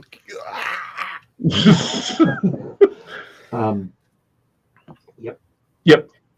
Yeah, that portrayal was it was pretty rough. It was needless. Like, they did not need to do that. It didn't add anything at all. Yeah, it really didn't. Like, it didn't. Like, if anything, I think it took away from the critique that they were trying to make. Yeah, definitely. It's that jarring. It's that fat phobic. It's that disgusting. But yeah, it's like I don't exactly like it. The whole thing is like, oh well, you know, instead of saying how this is like inevitable and that, you know, this is going to become commonplace, it's like, yeah, you know who enjoys this? Fat people who can't even move. I mean, like, yep, yeah. That part of the movie, I absolutely detest. Yeah, that did not need to be there. It's also they go back to it like 4 times. They do. They keep circling back to it. Like you could have made the point without any of the fat phobia. Because like the whole point is like the lecherousness. It's the gaze of like putting this person through all this weird nonsense because you can. I also thought it was interesting the different like gender identities being played with. Yeah. Like that was interesting to me. They didn't need to make it about something else entirely. You know what I think would have made this a much better movie? Different directors. Well, different directors. Yes, I think Paul Verhoeven should have directed this. But I think the movie should have been told from Tillman's wife's perspective. I would read the book. I don't know. Watch the movie version of that. Because I think her story is the much more compelling one, right? Like she's the one who's left in the aftermath of everything that was done to her husband. Like she's the one who has to try to find a way through this world. She's the one who's actually actively dealing with the loss of their daughter and trying to fight to get her back. Like we get that one scene with her not stuck in society up until she gets rescued by Tillman. And it's her going to a social worker and attempting to fight to get their daughter back. And it's noteworthy. One of the very few exchanges in the movie that's on sticks and follows like basic conversational film conventions. Mm-hmm. But she's just laughed at. It's an incredible world building moment. It's a really good way to highlight her plight and like the pain she's experiencing. But I don't think we really get enough of her as a person beyond that. You know? Let's see if our opinions have changed. Okay, yeah. Scott? I don't know. I feel like Joe convinced me more that it's a bad movie. I think if the circumstances were different, if this wasn't the last movie I watched, and also I had spent like 6 hours at the hospital that day, and it was maybe not the right choice to like finish the day with. Maybe if it was like Saturday evening and I was with a couple broskies having a couple brewskis and we're like, this is a really dumb movie, ready to get into this? Sure. And then we can discuss it after, like that. I would be like, at least a more enjoyable film. Has my opinion changed? No. There are some parts fair. There are some, like I said, the second half I enjoyed more. I enjoyed like the twist of the kid getting to talk to him, and I thought there were just so many things that like I thought were gonna go places and add some interest to it, like the kid getting to talk to him, like his wife being part of the society and him meeting up with her later, but they're really just like pawns for the rails of the video game that you're in. I think the best part of the film for me was at the very end. Mr. Tillman shanks the shit out of Dexter, and then they're like, "So, like, free us?" And the guy's just right. like, the guy just says, "Yeah, I did like that part." Pardon? And he's like, "Free us?" And then he just goes, "Well played, Cable." Beep. Yeah. What? Yep, that's it. So yeah, there were moments where I thought it was gonna try to draw me back in. I was like, I'm ready for it. Please give me something here. And it was like, you got Dexter dancing. That's it. Sorry. All right. Fair. Jack? Yeah. I think I like it even less now. All right.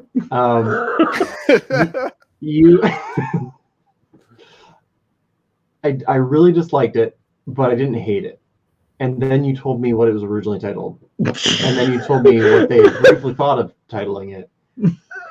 And I don't like to be that petty person where I'm like, this one thing just sinks the entire... But I fucking hate that so much. Oh, God. We're all just human. I'm so mad. Well... But if I delete that moment of existing from my memory, which I can't, but I wish I could. Okay, let's pretend for a minute. Let's pretend for a second that we're just going to remove that memory, I would still hate it more. Okay. It reminds me a lot of watching the live action Aeon Flux, which if you didn't see it, don't. It has a lot of great ideas that they don't go into because they're like, oh, let's focus on the actiony bits. But I'm like, no, this world that you're creating with all these details, like that's the interesting stuff for me. Like the world within Citizen Game is way more interesting to me than the actual story. I wanted to see more interaction between Douchebag Kid and him. Yeah. Like I think that there's a lot of tension between those two characters. I agree. I think that's another failing for sure. From the moment that Simon is able to actually communicate with him, they kind of cue it up like there's going to be a deeper understanding built between them, and you really kind of get railroaded out of it. And then they take him out of it. Take him out of the main story. They're like, we just arrested him. Yeah. And the decision to like set Tillman free by the kid was like, it was so played down and so sudden. We're just like, so you gotta set him free, you know what I'm saying? He's just like, yeah, okay, see you next film, bye. Like, that was ludicrous. Fair. If Ludacris asked me to do anything, I'd probably do it. But yeah, it was like you're saying, it was like such a hint of like something interesting, and then they just like dropped it in front of your face and then like laughed at the broken egg yolk on the floor. Yeah. So so Jack, you hate it more. Yes, absolutely. Yeah. Okay. Yeah. Honestly, I think after having talked through it, I like it less. I still think that there are some interesting ideas that are there. There's a very interesting world that they could have explored more thoroughly, but they didn't. I think like with hindsight and with talking through it with some people who aren't in my grad school program 10 years ago, yeah, I think it's too many drop balls. There were a lot of teabag. What is this? New Year's? Here's what I want to happen with this movie. I want friend Steve Luciano to take this movie, take the world of it, write a better novel. He can call it Citizen Game. You let Steve call it Citizen Game. I would let Steve call it Citizen Game. Okay. And Steve I would read. Yeah, no one else can, but Steve will. And then I would read that book and forget this movie ever happened. But I'd be really interested in the world that's built and what it has to say about our own. Yeah, I agree. I think that would make me hate it less. And then we would make a movie based on the book that he wrote. Now we're talking. There we go. Fully ignoring that Gamer ever existed. We will not acknowledge that the book is based on a movie that's based on a probably drunken conversation. We could go into production and then we would hate ourselves again, and the process would just continue. That sounds about right. Filmmaking, yeah. Filmmaking. Yeah. Hell yeah. All right. More after this break. Woo! Except for we can't go to an ad break because we don't have ads. Whee! Oh yeah, Scott. We came to the shitty. The times I would try to make a dang the podcast. You won't have to hear that anymore. Yeah, no, we came to the sad realization today that our anchor ad has come to an end. What? Yeah, when I was listening through the new episode, I realized right where I had placed the ad, there was nothing. So I went and looked, and it's ended. The campaign was ended. No. What am I going to masturbate to now? I can send you the file. We have plenty of ads from Raphael. We could run. That's. You we need to get more ads from other podcasters. Yeah, nothing against him. No, it's just we run his ad all the damn time. It's like him and Caleb and Doom Generation. Yeah. That's like about it. You hear that, Cultworthy, and bring the popcorn. Send us your ads. We'll run them. Yeah, please. Other podcasts, send us your ads. We'll send you ours. You can send us yours. We'll gladly trade ads. Whew. Yeah. I'm gonna stretch my bones. Yeah, it's probably a good idea. I picked a bad movie.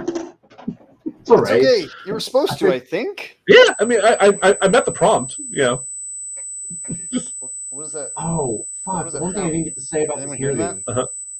What? What? You all right there, Scott? Fart. I think his headphones farted. We want to talk about the Flintstones. Modern Studies family. I really like the Flintstones. Oh.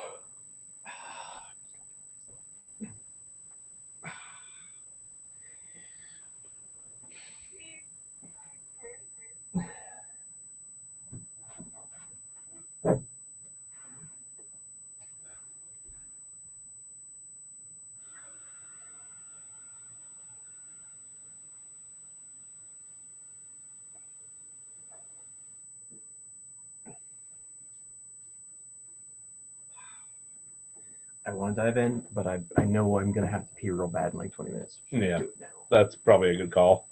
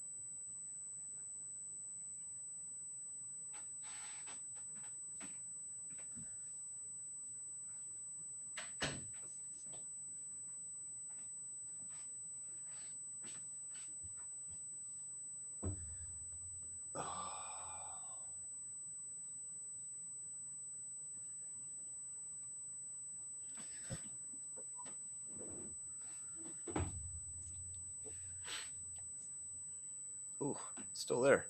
What happened? What happened to your? I'm getting some like horrible, high pitched feedback kind of thing going on. I had something pop up in my headphones for a second there. It was kind of a mild static, but I'm not sure where that was. Becca just chimed in. It is also on the stream. Huh. Lovely. Interesting. That's weird. Yeah, I didn't get any hint of it until that little bit that you just mentioned. Are you still getting it? Yeah, it started at the end of right before Jack got up or whatever, and I closed the tab and it went away. So I figured it was the stream, but I don't know. Weird.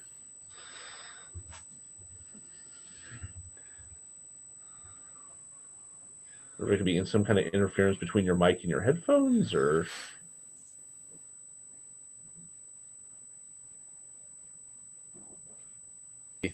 like set his vibrator down next to his microphone again or something.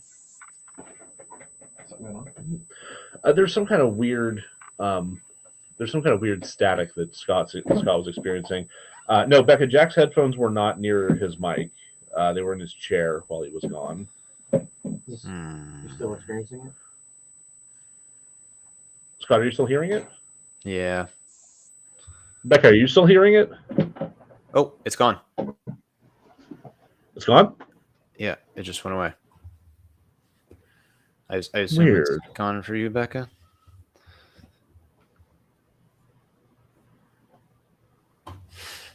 Yeah, gone for her too. All right. All right, yeah, good job. Who's in the chat? Becca. Okay. Cool.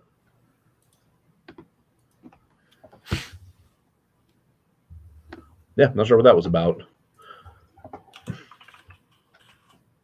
All right. Okay, we ready to jump back in? I am ready. I am ready to talk about Flintstones. Hey, welcome back. I'm also ready.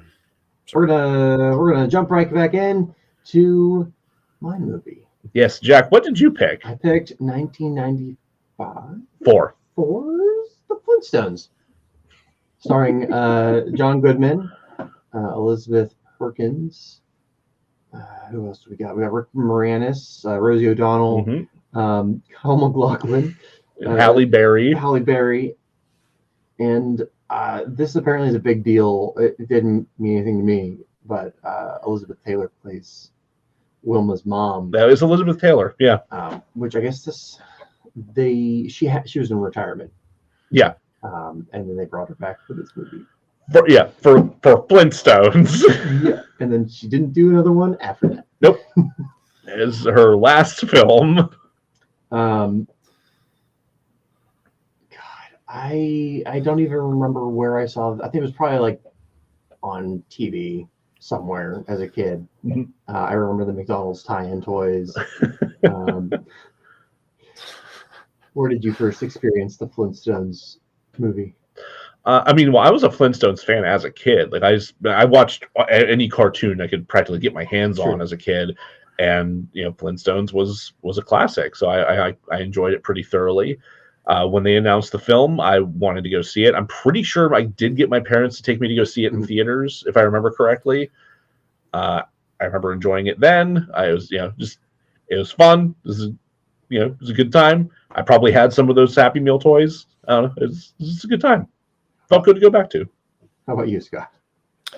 I definitely have less experience. I had seen like the cartoon like sporadically as a kid, but didn't really know it that well, and hadn't seen the movie the whole way through. Just like one of those things that I caught bits of on some friend's TV over the years. So I hadn't watched it all the way through before, and now I have. I actually wasn't a huge fan of the cartoon growing up. Really? Yeah, it didn't catch me. Were you a Jetsons boy? Even less so. Okay. Yeah. that makes more sense, actually. Which is weird because I love science fiction stuff, but I thought George Jetson was just a huge douchebag. Yeah, kind of. I did like Dino. Dino's great. Yeah. I think my favorite thing about the Flintstones growing up, and we've definitely talked about this before, was the bubblegum machine in my local mall. We have talked about this, yes. That you like put a quarter in, and then like a 3D sculpt of Fred Flintstone would circle around the middle and scream yabba dabba doo over and over and over again until a quote unquote dinosaur egg popped out. Yep. And it was only later did I realize it was like all the shit that the other bubblegum machines had left over. They just threw it in an Easter egg. Oh yeah. That's 100% what it was. Loved it. I want to hunt this down and have it in my house. I'll put my medication in it. Oh my god, that'd be the best med dispenser. Prozac again. Come on, Wellbutrin. Well, out of quarters. No medication today. And I really wasn't excited about the movie either. It was on TV and I watched it. Yeah. And it was one of those movies. I'm like, by the time I rewatched it again, and I think I like just graduated undergrad.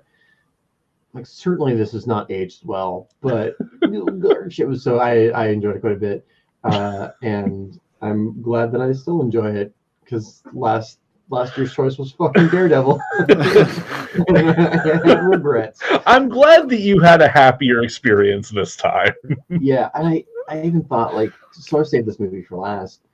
I think it started at like 11 p.m. and I thought I'm probably, even if I do enjoy it, I'm probably gonna be like too tired to like laugh along. But nope, laugh like a fucking idiot at every single rock pun. Which is amazing because you fucking hate hate puns. You hate puns. Scott, what was your feel? I wasn't very excited to watch this because I didn't really have a connection to the source material nostalgically, and the fact that you were picking as your guilty pleasure after saying that Conan the Barbarian or Conan just destroyed whichever one. Yeah, you're like, that's not guilty enough. I choose the Flintstones as a 5 on IMDb. I was like, yeah, sure, this is gonna be great. But I enjoyed this way more than I thought I was going to. Hell yeah. The thing that pissed me off about the critical response to this movie, because I was expecting so much worse, and I enjoyed this movie so much that I looked it up on Rotten Tomatoes and was appalled by the scores. And what are the scores? Tomato meter. Okay, you have to guess. That's how we do it here, right? You got us. You got us there. Jack, give me the tomato score. I haven't looked at the score, but I did read the actual reviews, which are atrocious. So I'm gonna guess probably like 27. Like they fucking hated this movie. I'm gonna guess. I'm gonna guess 35. 21 tomato meter. Oh God, 21. And the audio and score not much better. 24. What? Wow! Yes. Holy shit! You hate fun? What's worse than that is here's the critical consensus: the Flintstones waste beloved source material and imaginative production design on a tepid script that plunks Bedrock's favorite family into a cynical story awash with lame puns. I'm sorry, if you described a film to me as it's a very cynical story and has a lot of puns, I'd be like, that's a good fucking film. That's a formula right there, baby. That's what I got, and I liked it. I see I'm gonna have a really hard time convincing you guys that this is a good movie. Hey, you got your work cut out for you, bud. Yeah, we'll get to that.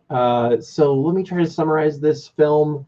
So it's a live action remake of I think 60s cartoon, I want to say, which was itself kind of a remake of the Honeymooners. Yeah, I would say it's definitely got that DNA in it. In which Fred and Barney work at the rock crunchy place. Slate Rock Quarry. Yes. Rock Crunchers are us. No, you got it in one. So Fred gives Barney some money so that they can adopt a child. Yes. Turns out to be Bam Bam. Mm-hmm. And to kind of pay Fred back, Barney switches their tests. The aptitude test to become an executive. What Barney did not take into consideration was that the lowest scoring test was that person was going to get fired. To be fair, no one ever said that. No. It was just kind of announced out of the blue. Yeah, so Fred, who is not aware of what Barney has done, is made to fire Barney. Barney and Betty then move in with the Flintstones. Tension grows as Fred and Wilma start to live into that nouveau riche lifestyle. Until Fred is forced to fire all of the workers because Kyle MacLachlan, what's his punning name? It was Vander Cave or something like that. Yeah, it was I forget his first name. And Secretary Sharon Stone. Yeah. Just God damn it. Yeah. Who was supposed to be played by Sharon Stone. Was she actually? Yeah, she is. Oh my God. That would have been even better. Yeah. They're basically embezzling money from the company and they pin it on Fred. Oh yeah. Fred, being an idiot, falls right into the trap. But luckily, cartoon hijinks ensue and they're able to, cook Kyle MacLachlan alive with concrete. Yeah, they encase him in concrete accidentally. They pull an accidental Medusa. Yeah. And friendship saves the day. But no, I didn't care about the plot as a kid, and I don't care as an adult. It's very like paint by numbers. It's very easy. It's very thin. It's fine. It's a kids. It's the epitome of a kids movie. But Roger and Ebert specifically hated the movie because they said the plot is too adult for children. What? Extramarital issues, mother-in-law issues, embezzlement. Good children's media has shit in there for the parents. And my reaction was, but what about the Addams Family movie, which came out around the same time? And then I read like the review right underneath that one. It was like, much like the Addams Family. I was like, oh. Good Lord. Children aren't as fucking dumb as you think. No, I was like, bad businessmen do mean things to Fred. Yeah. Fred's stupid, don't realize it. Yeah, that's all the kid needs to know. The kid doesn't kids don't need to understand that he's like manipulating an entire industry to bring to reap his own benefits in a fraudulent manner. They don't need to know that. Just businessman bad, Fred good. Bad man do bad to Fred. And if we're being entirely honest, Adult Jack pretty much took away the same thing. Like, I'm pretty sure that's how I heard you describing this, just as you were practicing in the other room. Right. Like embezzlement. Yeah, it's pretty opaque. Rock no go. Fred upset, sad. What was the plot from Hackers where they steal a little bit of money? The same thing, right? Stay Office Space, Superman. No. See, if this were the same thing, there would have been a literal worm that was actually doing the collection of the money. Yeah, it's a crime. Yeah, I mean it has what every good kids movie should have. Like, it's dumb and entertaining for children, while 85% of the writing is actually for adults. So when they watch it for the 26,000th time, they can still not hate themselves. Exactly. Like the beauty of the moment where they're about to be lynched.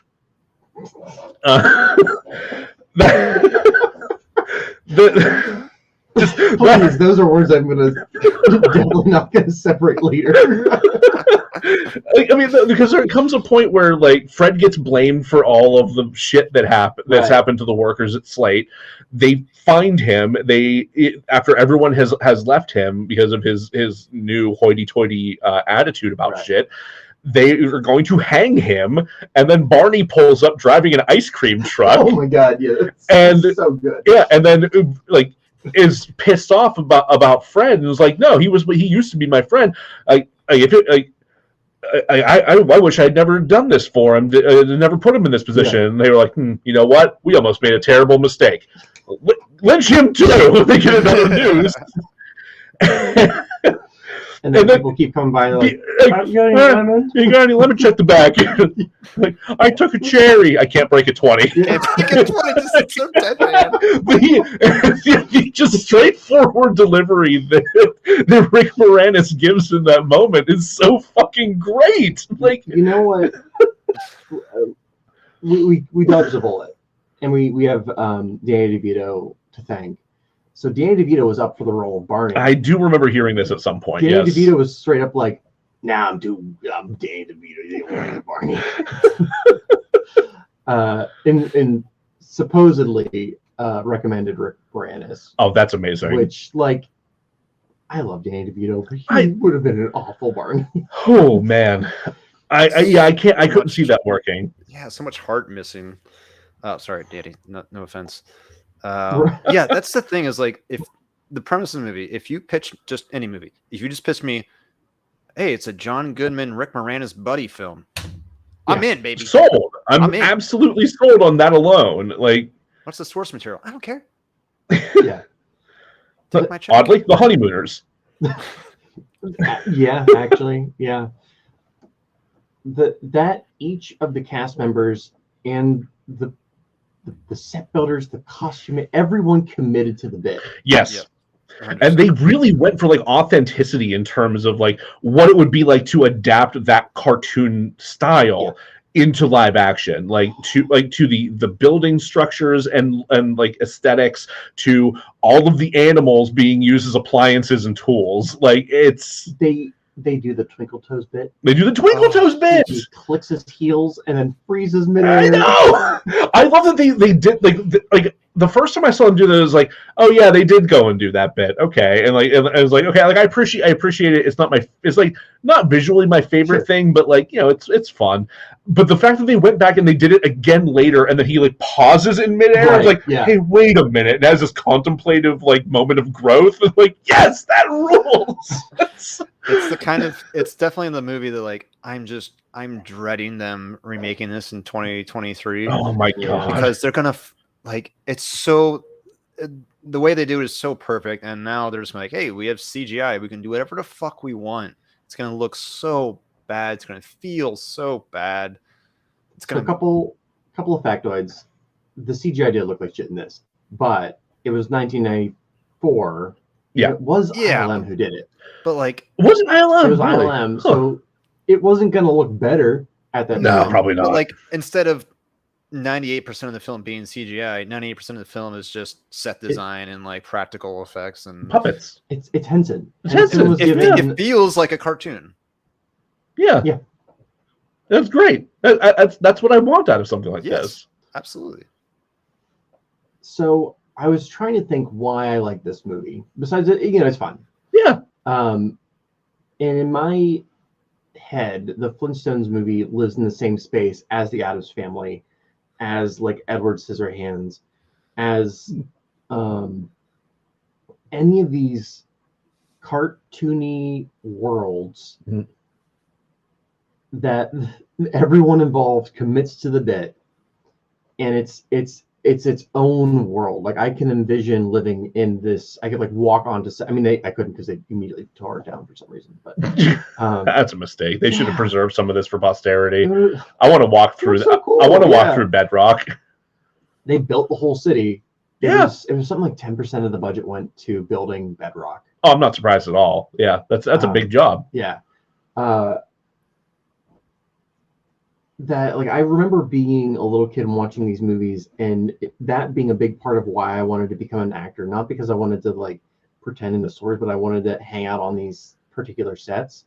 Yeah, just experience like that, like the immersion of those worlds. And only to like later figure out like, oh, what I actually want to do is write and create these worlds, which as an actor you don't have as much control over. You don't write and direct it. I think that's why I like these inherently cheesy films. Yeah. The Addams Family plot is not super dense either. No. It's I do like the Addams Family probably a little bit more because it's more my style. Oh, same. Yeah. Plus, it's such an iconic performance from Raul Julia that it's hard to top that kind of thing. But you also have a ridiculously accurate performance from John Goodman. Yeah, no, he's an amazing Fred Flintstone, and arguably, Rick Moranis is possibly an even more accurate Barney Rubble, like down to the voice that he puts on. It's like almost cartoon accurate, as far as I can remember, anyway. He's pretty accurate. There's a lot of shit for casting Rosie O'Donnell for Betty, which like. If you're comparing her to the cartoon, she's not quite as accurate, and she mostly got the part because she could do the laugh. She did do the laugh quite well. Which they also like. It's not like she's really in the movie that much. So yeah, it's fine. Yeah, it's fine. Yeah, I see no problem with it. I did see who else was up for that part that I thought was interesting. And I feel bad because I can't remember her name, but. You may remember a movie called Spaceballs. The princess, the Princess Vespa from that. Yeah. Okay. Yeah, I forget the actress's name off the top of my head, but she was up for Betty. Okay. That would have been fun. That could have worked. I think Spaceballs was my first pick for my guilty pleasure movie. Not because it's a bad movie, but just Mm. guilty based on how many times I've seen it, how many times I could see it. But I didn't want to cop out of the prompts, but it would have been mine. Yeah. Okay. The guilt definitely comes from how many times you've watched Spaceballs, not the movie itself. Oh no, Yeah, the movie's a 10. I mean, fight me. If you'd said the animated sequel to Spaceballs, that is a thing that exists. Which I think I watched maybe like 10 seconds. I couldn't get into it. Yeah. I think I watched like a scene. It's like flash animation. Yeah. It's like, did you make this for Newgrounds? Like, what's happening? Shit, guys. I feel like I don't really need to justify how honestly I'm like looking at my notes to like find something that I wrote down that's negative. I do have 2 negative notes. Oh, actually. I have one. Go ahead. What are yours? And this goes for all similar sins made in this time period of filmmaking.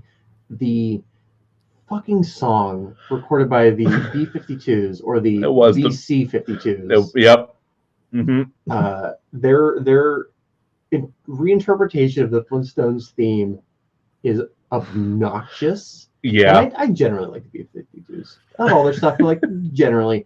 Yeah. But same thing happens at the end of the Addams Family. In the credits, at least they sing for the fucking credits. The Addams Family, whatever the Addams Family. Addams Family rap, yeah. No, hey, at least this one didn't end in a rap. Yeah, that's true. Okay, this was not a bunch of white people rapping, much like Ninja Turtles rap. I will say, just in terms of learning a lesson in one direction or another with that. In the Ninja Turtles game that came out, the Shredder's Revenge game that came out, there is an original Wu-Tang Clan song on the soundtrack, and it fucking rules. So at least they learned if we're gonna throw rap into this, it's gonna be fucking good. They got Wu-Tang. Okay. Yeah, they is actual like fucking Ghostface Killah, and I forget who else, but. The old bastard. He's been dead for years. Now they brought him back. No, oh god.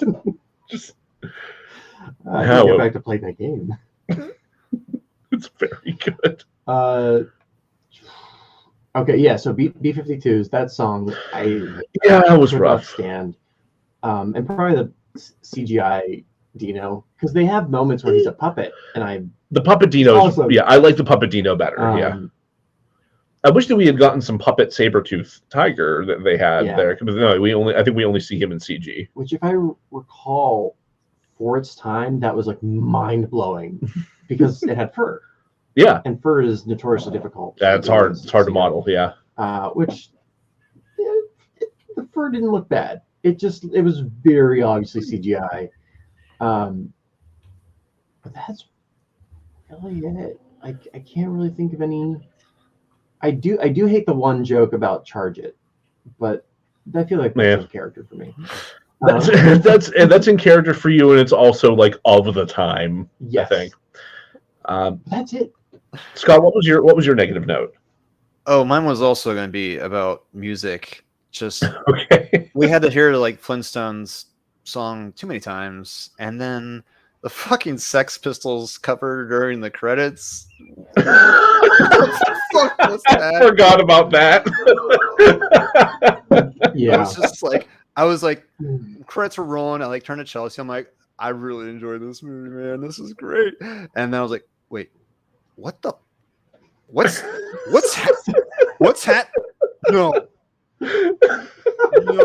Same thing happens with the Addams Family, where you get through the whole movie, you're like, it's a delight. Douchebag filmmakers that has to watch all the credits, so I just had to sit there in misery for the whole rest of the time.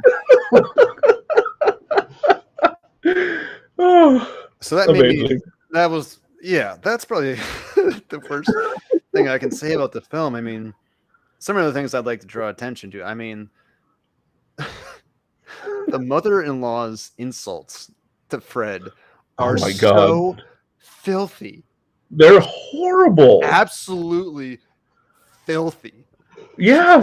Going on this tirade the only thing he provides is shade. I know. Like, God, holy shit! He calls him I'm not gonna lie, I the laughed pretty man hard at that. who invented the excuse. Read him for filth. Just absolute filth. Good lord.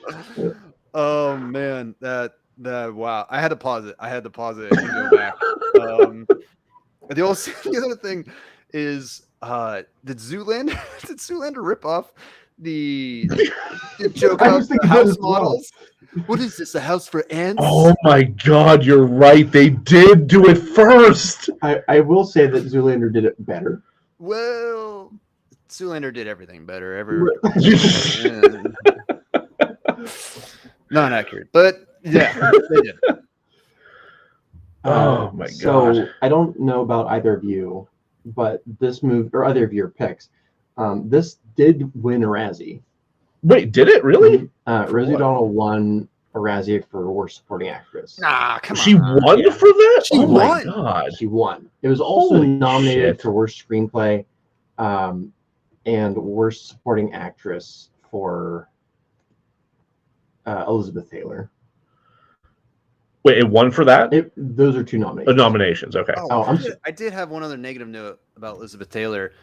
Her costume. I'm assuming this was intentional choice, but her costume just looks like they gave her a real costume. She was like, "No thanks, I'm not wearing that." It does, and I wouldn't be surprised if that happened. It was very off-putting. I misspoke actually. So Rosie O'Donnell won.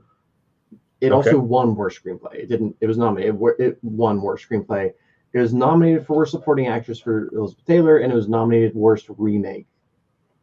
Wow. So you got a couple of there. Huh. Yeah. The Saturn Awards, however, gave it a nominated for Best Costume. So I different people, I guess. Neat. Man. I'm kind of floored by that. So I'm looking, and it looks like Gamer was not nominated for any Razzies, which is get through it, Joe. They just took one look at it and said no.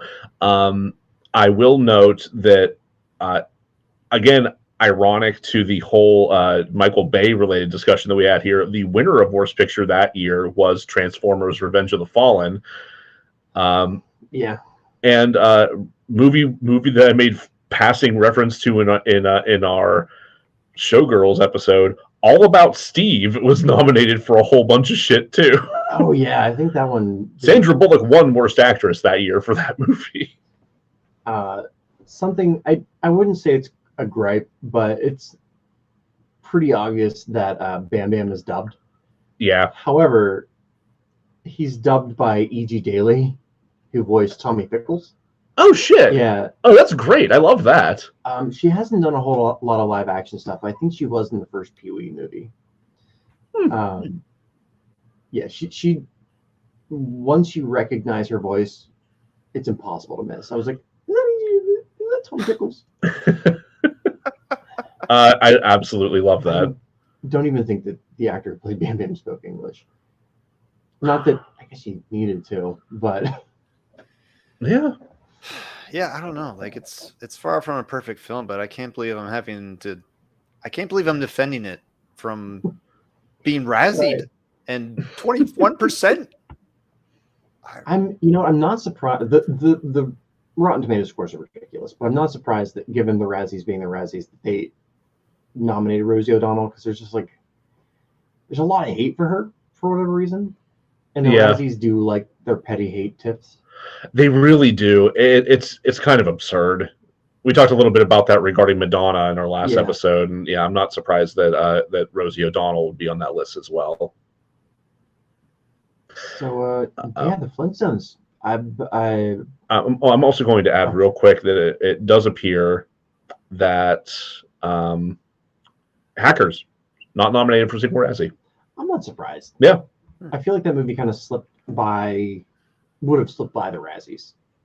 Probably. They did have a lot on their plate that year with Showgirls and It's Pat and Jury Duty. I think Razzies actually got nominated for an Academy Award for Best Skateboarding Scene, if I'm not mistaken. I'm pretty sure that just by the Academy law, they have to keep giving that year after year to Fisher Stevens because of that performance, because no one could possibly top that. He actually gave out an award that year by holding on to a limousine. He sketched his way onto the stage and just passed off the Oscar. Oh Jesus Christ! He could do Uber Eats commercial. He's just so fucking serious. Somebody get Fisher Stevens on the phone, please. Oh my god. So I guess has your opinion changed? No, I just feel more delighted about fucking Flintstones. I mean, I went in with low expectations, so yeah, I'd say it's improved. Yeah. Hell yeah. Unlike Gamer, the movie that only provides shade. Oh, that's horrible. Terrible.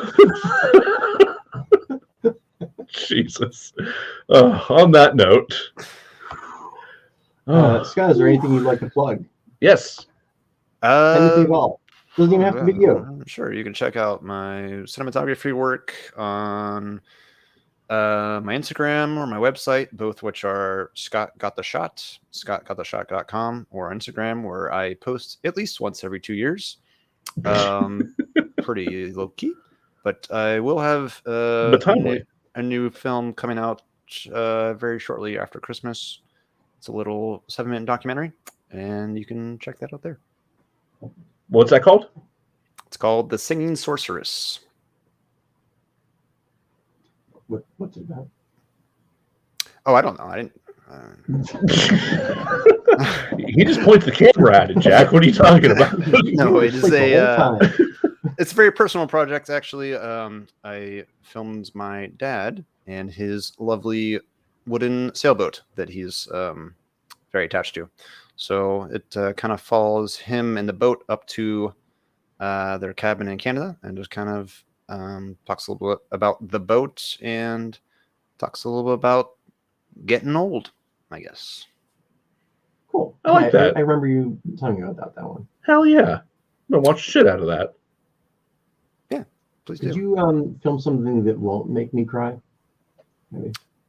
Perhaps something with a mannequin's ass. But a butt. Perhaps a man in love with an ass. Mannequin's ass. Nobody's gonna get this joke. I know. It's literally, this is just for us. It's fine. What's that? Morgan's in chat? Oh Lord. Well, Scott, thank you for joining us. Thanks for indulging my guilty pleasures. We owed you. We truly did. Yeah. So thank you for coming on and giving us something fun here. I apologize for giving everybody a bad time with my movie. It's okay. I think you did your job, Joe. I did my job. I'm only here to disappoint. It's fine. They're not all hackers out there. Okay? That's fair. You were this year's Daredevil. I was this year's Daredevil. That's it. Oh God! Well, thank you everybody for watching or listening with us here today. If you have not already, please rate and review this episode and any of our episodes that you've listened to wherever you happen to listen to podcasts. We're on Spotify, Apple Podcasts, Podchaser, Podcast Addicts, Good Pods. Good Pants? He said OnlyFans and it broke my brain for a second. No, we're on Good Pants. We're on Good Pants too. We're on YouTube. You can check us out there.